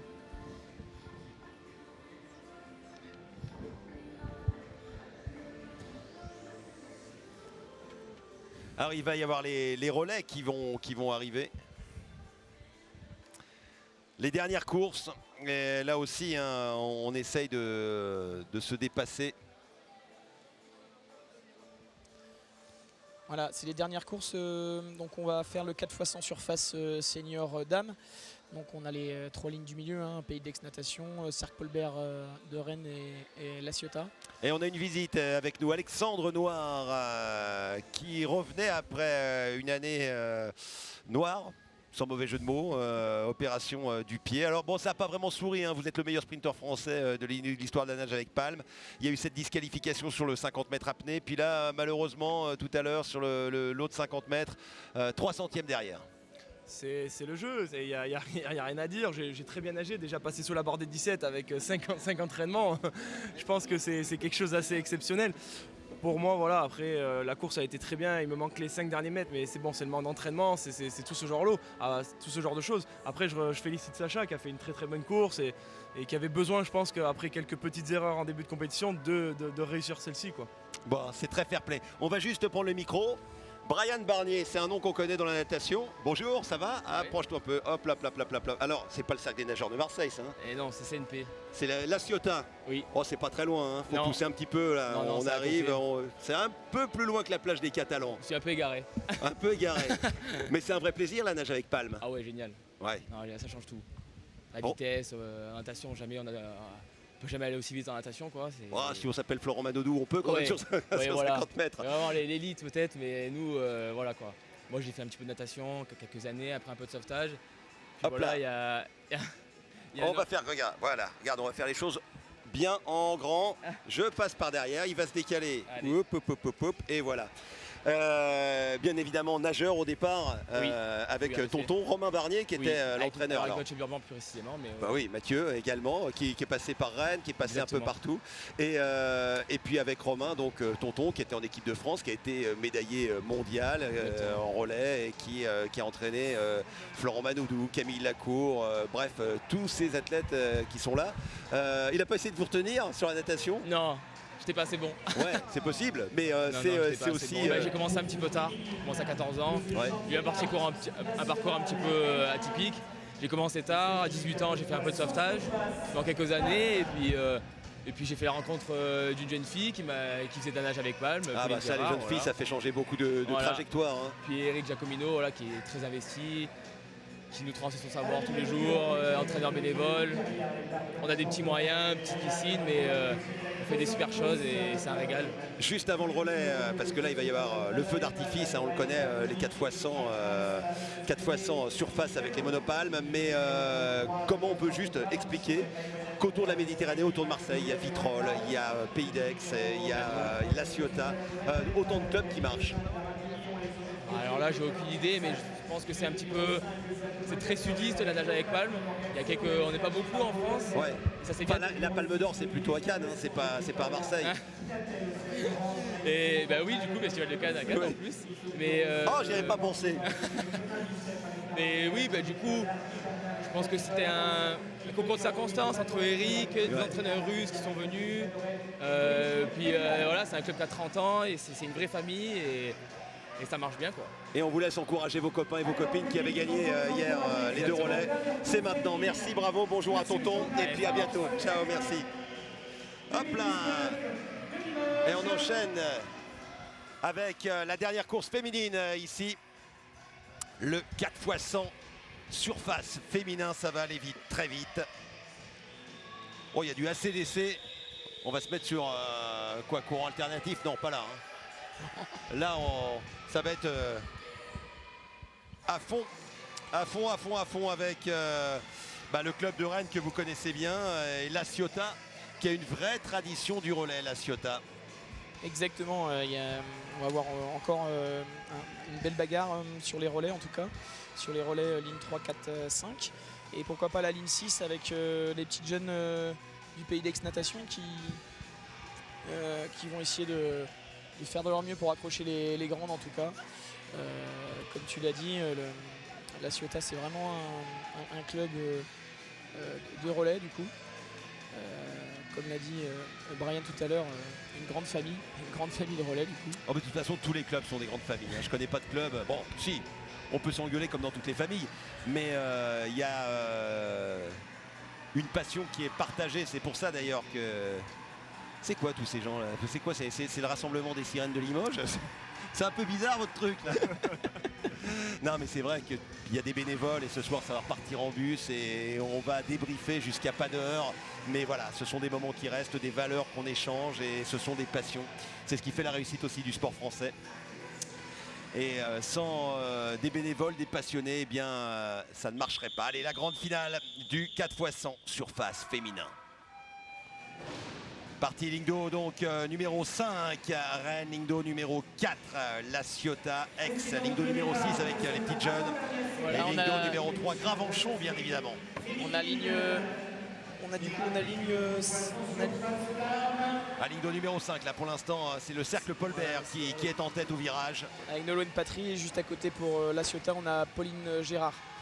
Du coup il y a une belle bataille entre les deux, elles se sont déjà fait une belle bataille dans le 100 mètres en individuel. Oh regardez, oh, ça on dirait de la natation synchronisée, mais là quand même il y a une ondulation qui est en train de faire la différence. D'habitude on donne son corps pour la patrie, là c'est la patrie qui donne son corps pour Rennes et qui est en train de partir avec une bonne avance. Ouais, Morgane Solo qui est partie pour Rennes. Oh regardez cette vague. Juste à côté. Ah mais elle est devant la vague derrière, donc elle profite.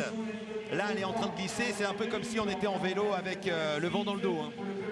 C'est ça, là, elle est vraiment avec la vague là. Et il y a une belle remontée de la petite Ciotadenne. D'ailleurs, j'ai jamais compris cette phrase, hein, moi, de Patrick Bruel. J'ai pas nagé le vent dans le dos, c'est plutôt le courant dans le dos. Ou alors j'ai couru le vent dans le dos. Patrick, si tu m'entends, réponds-moi. Après là, ça a changé. Hein. Regardez le beau travail.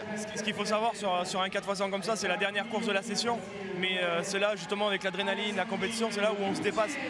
Avec l'expérience, on peut voir des nageurs qui font leur meilleur temps, départ lancé, départ arrêté, juste avec la cohésion d'équipe. Et là, elle a tout donné, la Ciotat, hein, quand même. Alors, exactement. On sait aussi qu'il y a des stratégies. Généralement, on met en troisième relayeuse, peut-être pas celle qui est la plus performante pour la sauvegarder ou la deuxième. Mais là, ça devient compliqué. On voit pour la Ciotat, c'est Alexandrine Courtier qui sort du 400 bipalme, qui est parti devant Anaïs Vergier pour Rennes. Ça va faire très mal au retour. Rien que 400 bipalme, beaucoup de lactique. Regardez, il faut qu'elle passe, celle qui est derrière, il faut qu'elle passe sous la vague, encore, pour essayer de revenir devant, pour pas, voilà, et elle l'a fait, ce qui fait que là, c'est limite, il faut pouvoir passer devant cette petite vague pour garder une petite chance. Elle est juste devant la vague là, c'est intéressant. On voit quand même Alexandrine qui craque vraiment sur le dernier 15, c'est vraiment assez difficile après un 400 billes. Ouais, mais il y a quand même de l'avance. Hein. On part sur les dernières relayeuses. Là on a Alice Estin qui part pour la Ciotat. Oh là, ça se prend la contre-vague. Margot Loisel qui part pour Rennes. Ouais, la contre-vague. Là c'est la contre-vague, c'est là aussi le plus difficile, que ce soit physiquement ou techniquement. C'est vraiment quelque chose d'hyper difficile. La seule chance c'est de pouvoir passer en dessous maintenant, mais ça va être compliqué parce que c'est à la limite des 15 mètres. Non, la Ciotat qui une nouvelle fois fait une démonstration dans ce relais. La Ciotat qui va aller s'imposer avec la manière, hein, vraiment. Non, vraiment, c'était très fort. Les filles, elles ont été très fortes. C'est très propre. On voit Rennes en deuxième et troisième, il y a le club de Gravenchon. Le troisième, c'est la bagarre sur la troisième place. Hein. Ah, c'est Gravenchon. Ah, ça s'est joué sur la dernière relayeuse. Gravenchon qui finit 3e, hein, Gravenchon qui s'est bien battu surtout sur la dernière relayeur.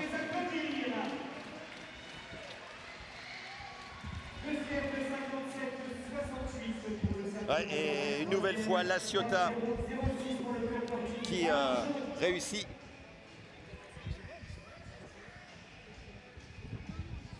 Et l'occasion d'être en compagnie d'Ariane Jacques qui a gagné le 400 mètres bipalme.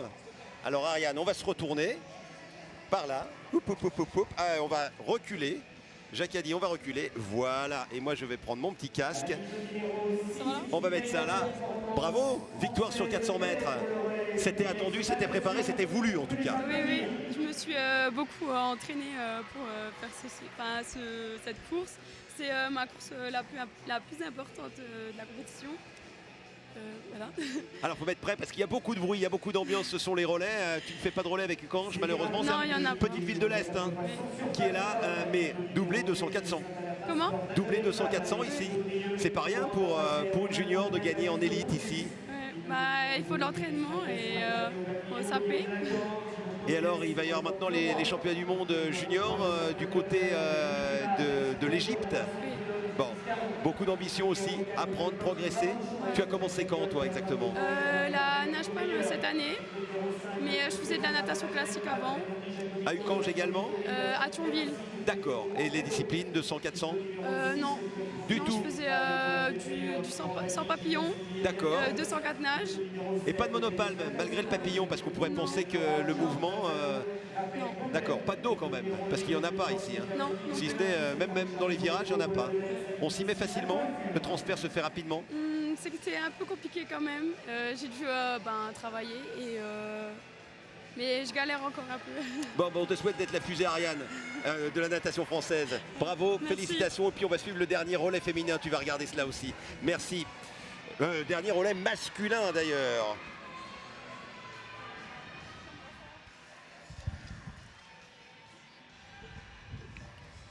C'est la dernière, c'est la dernière. Mais on m'a changé mon consultant. C'est plus le même. Présentez-vous, monsieur. Vous n'êtes pas de Rennes? Je ne suis pas de Rennes. Non, prénom. Cyril Aoubid, entraîneur du Pôle France de Aix-en-Provence. Ah, voilà. On a changé d'un Pôle France à un autre. Et on va passer à la finale du 4x100 senior homme avec La Ciotat qui doit être galvanisé par la victoire des féminines. Il y a quelques instants, La Ciotat, ligne d'eau numéro 5, ligne d'eau numéro 4, Gravenchon. Ligne d'eau numéro 6, Célestat. Et puis nous aurons bien évidemment l'incontournable cercle Paul Bert de Rennes, ligne d'eau numéro 3. Alors pour le relais de La Ciotat, ce qui s'est passé, c'est qu'on a mis le relais junior dans cette série-là parce qu'on a un nageur qui a dû partir pour ses études, pour un concours. Donc en fait, le relais homme a nagé ce matin avec un chrono de 2 minutes 33 et 2 minutes 33 secondes et 35 centièmes. Malheureusement, c'est pour ça qu'il nous a quittés et donc du coup, on a fait nager les juniors cet après-midi.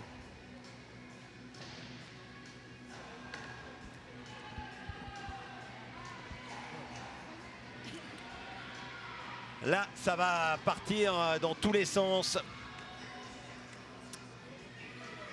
Ah oui, c'est ça, il faut concilier. Il faut concilier un petit peu tout cela. Les études et puis... C'est ça, c'est pour ça justement que vu qu'en relais il n'y a pas de série de finale, on a préféré le nager ce matin avec une très bonne équipe et donc le temps qui est noté 2 minutes 33 et 35 centièmes, on l'a fait ce matin. Donc ce qu'il faut savoir c'est voilà, le temps compte pour le podium sur la finale de cette course. Ah oui. Oui.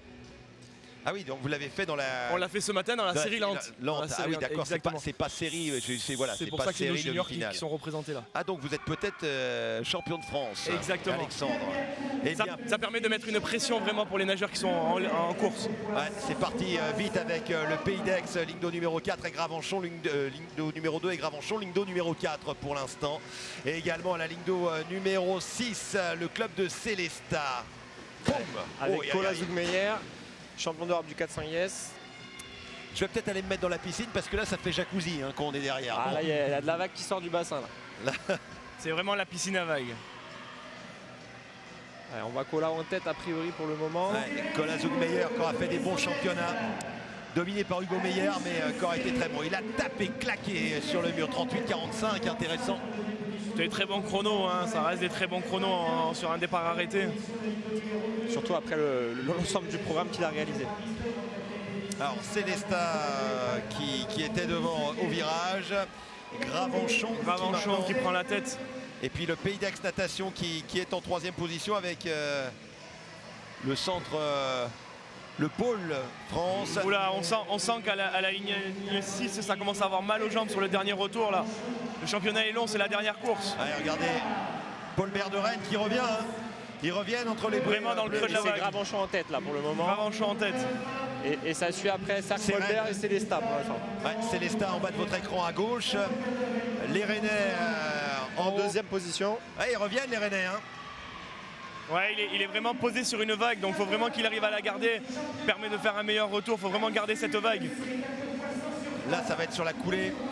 C'est tellement important les vagues dans ce sport de vraiment profiter de cet atout, donc vraiment tirer les coulées. Bien mis dessus. Ah mais là il se la prend. La contre-vague sur la respiration. Ouh là là, ça fait mal pour Gravenchon, là c'est dur physiquement sur le dernier 15. Ah et puis il l'emmène, il s'est mis à droite mais... Et Hugo Meyer qui finit. Et ça revient à la ligne 2 a priori. Ouais mais bon.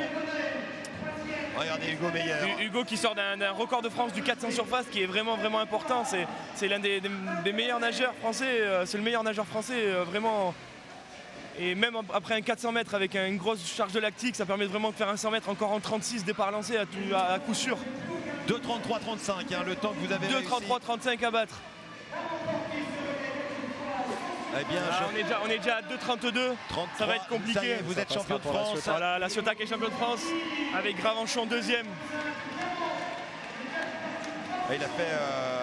Il a été rapide hein, quand même. Ouh là là là là, entre la prise de relais.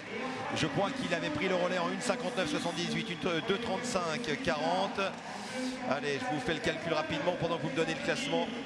Alors pour le classement, donc on se retrouve avec donc La Ciotat en tête, Gravenchon en 2e position, suivi du Cercle Paul Bert de Rennes. Ligne 6, on va à peu près avec Célestat. Les deux relais du Pays d'Aix Natation. Et si je vous dis 35-62 lancés, c'est possible? Ah, c'est tout à fait possible, très belle performance. Bien sûr, très belle performance d'Hugo après un 400 mètres. Ah non, mais c'est le travail qui paye. Et on peut voir quand même qu'il est claqué après un gros championnat. Il a nagé énormément de courses. Ça reste assez compliqué. Hein. Ouais, puis par expérience, je peux vous le dire, c'est compliqué d'enchaîner énormément de courses de séries de finale. La partie sportive de ces championnats de France nationale 1. Vous pouvez vous applaudir, mesdames et messieurs les nageurs, pour les c'était vraiment une belle course.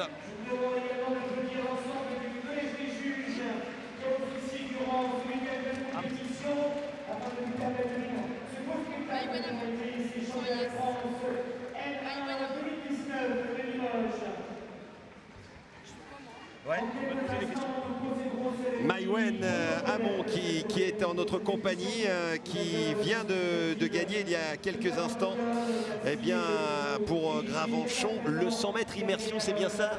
Oui. Alors 2003, Maïwen, tiens, tu vas te lever, tu vas venir à côté de moi. Bravo, parce qu'il y avait le record de France. On t'a vu déçu à l'arrivée, mais alors déçu parce qu'il n'y avait pas le record de France junior, c'est pour cela? Oui, j'ai loupé le record de France que j'avais eu à Aix-en-Provence lors de la Coupe du Monde. Oui, où il y avait eu victoire d'ailleurs. Oui.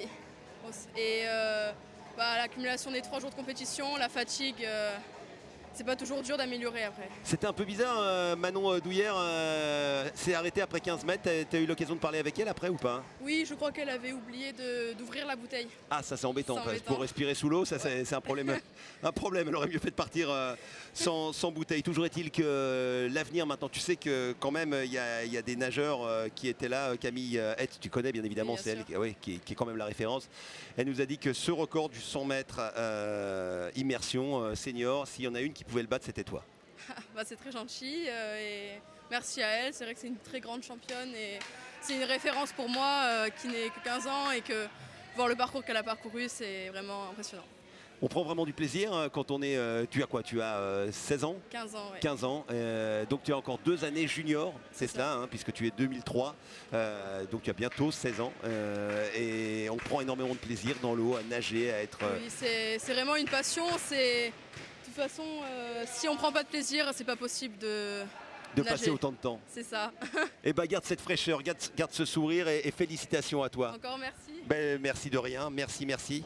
Et c'était vraiment sympa. Alors qu'il y a une forte ambiance du côté de Gravenchon qui s'est imposé.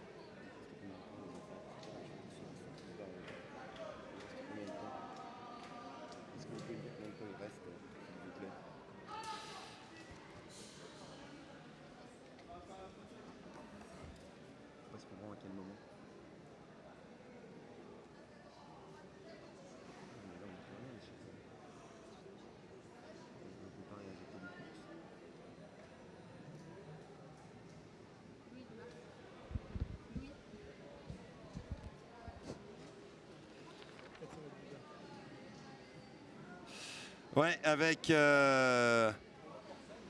Louis Dumard qui nous rejoint. Louis Dumard également, que l'on a vu sur 400 mètres. Viens ici, Louis. On va en profiter parce qu'on a vu des belles courses tout au long de la journée. Louis Dumard, 400 mètres bipalme du club de Rennes. Alors, tu sais qu'on a commenté avec ton entraîneur.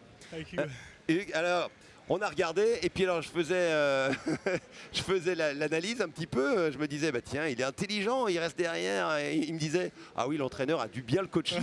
Exactement. Comment s'auto-féliciter.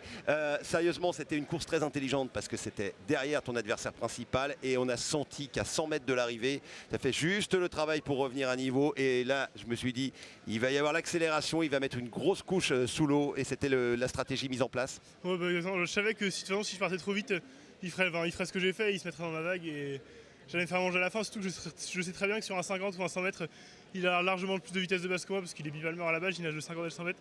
Donc je savais que si je gérais pas ma course comme ça, à la fin, à la touche, ça le ferait pas. Quoi, donc, Ouais, mais là, ça l'a bien fait. Hein. Les coulées essentielles hein, quand même. Ouais, en bipalme, je viens pas du tout de la classique, donc les coulées, vraiment, c'est mon seul truc que j'ai pour moi. Donc les coulées, c'était important. Mais c'était intelligent parce qu'on a vu qu'il y a cette vague. Alors ce qui est important, c'est de surfer sur l'avant de la vague, ne pas se la prendre en contre-vague, hein, parce que voilà, c'est comme avoir le vent de face ou le vent de dos, comme courir en pente ou contre une pente. Mais c'était la stratégie, parce qu'on a vu aussi que tu t'es décalé juste avant les 100 derniers mètres pour dire si je passe devant, je veux pas l'emmener. Ouais, exactement. Je savais que, surtout que lui, hier on a nagé ensemble le 4x2 et il a fait exactement ça. Il s'est mis dans le creux de ma vague contre la ligne.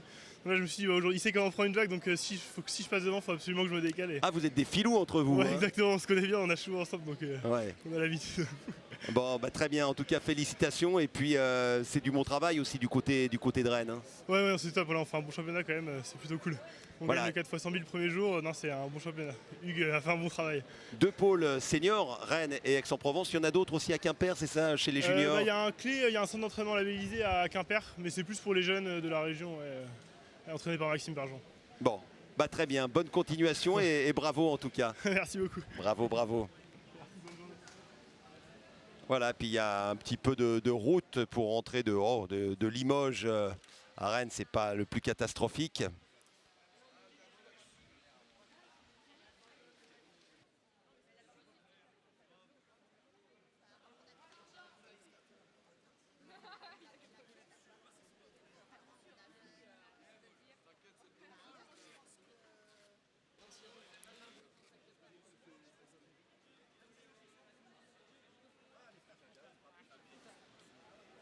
Et donc, on va faire... voilà. Alors, venez ici. On va vous présenter, parce que la nage avec palme, il faut venir ici. Si vous voulez être devant la caméra, hop, faut passer en dessous. Voilà, ça se passe comme ça. Est-ce que vous trouvez qu'il y a un air de famille entre ces deux garçons? Alors, nom, prénom, âge, profession. Alors moi je m'appelle Morgane Pontal, je suis le petit dernier d'une fratrie, 3. Donc voilà, et je suis en première S et je viens de faire le nouveau record de France qui était détenu sur 400 mètres par mon frère. Alors vous, votre nom? Moi c'est Jeanne Pontal, je suis préparateur physique sur Valence et j'ai 22 ans et je suis l'ancien détenteur du record de France du 400 mètres junior.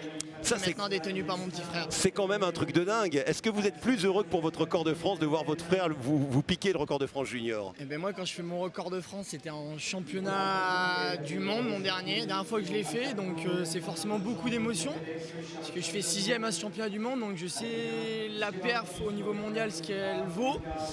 Et quand je l'ai vue en chambre d'appel, parce que moi je nageais le 100 immersion juste après, c'est beaucoup d'émotions, mais ouais, c'est une plus grande fierté de se dire que c'est mon frère qui l'a maintenant. Et alors on sent une responsabilité, il donne des conseils de temps en temps ou alors il lui disait ouais tu te calmes, je vais plus vite que toi, maintenant il peut plus. Non, il m'a toujours donné des conseils et on s'est toujours un peu taquiné sur ça et il m'a toujours dit que...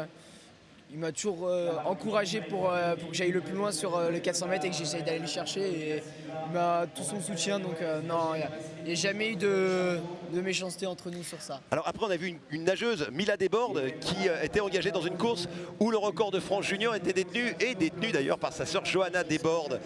C'est une histoire de famille, le sport français de toute façon, mais la nage avec palme encore plus. Oui, parce que quand on y baigne dedans depuis tout petit, forcément les frères et sœurs s'y mettent et derrière, quand on a un engouement pour la compétition, on y fait vivre toute la famille. Moi, mon papa est entraîneur, ma maman pareil en apnée, ma sœur a nagé plus jeune et nous c'est vraiment toute la famille qui fait de la palme. Donc après, moi j'entraîne maintenant, c'est ma dernière saison en nage avec palme et j'espère faire mes derniers championnats d'Europe cet été et après ce sera le temps pour moi de raccrocher et de me concentrer vraiment qu'à l'entraînement. Ce qui m'a plutôt bien réussi pour l'instant cette année. Et le rêve d'entraîner son petit frère ou au contraire c'est mieux qu'il ait des regards extérieurs? Je l'ai entraîné une saison l'année dernière. On a fait une très bonne saison, mais voilà, on est un petit club Valence et voilà, à un moment il faut prendre son envol comme moi je l'ai fait et ça peut que lui être positif. Eh bien bravo à vous deux et puis continuez comme ça, faut faire mieux que le frère, mieux que 6e. Allez bravo, merci beaucoup. On était ravis sur Noah, la chaîne Nouvelle-Aquitaine, d'avoir été présent pendant ces championnats de France subaquatique. J'espère que vous avez, je suis certain d'ailleurs qu'avec notre confrère Franck Petit, nous avons eu beaucoup de plaisir. On a été très bien reçus. J'espère que vous avez pris plaisir et que vous avez surtout découvert de nouvelles disciplines d'apnée, de tir subaquatique, beaucoup de belles choses. Ça a été possible grâce aux moyens techniques de France 3 Aquitaine. Je voulais remercier Benoît, notre caméraman qui est là, Loïc, Philippe, Julien, François. Voilà, c'est marqué ici. Il y a le réalisateur Bruno qui est là, Christophe Orbet qui a été merveilleux à la production. Merci à tous les consultants qui ont été présents. On a été ravis sur Noah, cette chaîne Nouvelle-Aquitaine. Le bassin est tout calme. Vous avez la suite des programmes. Merci, ciao et à bientôt.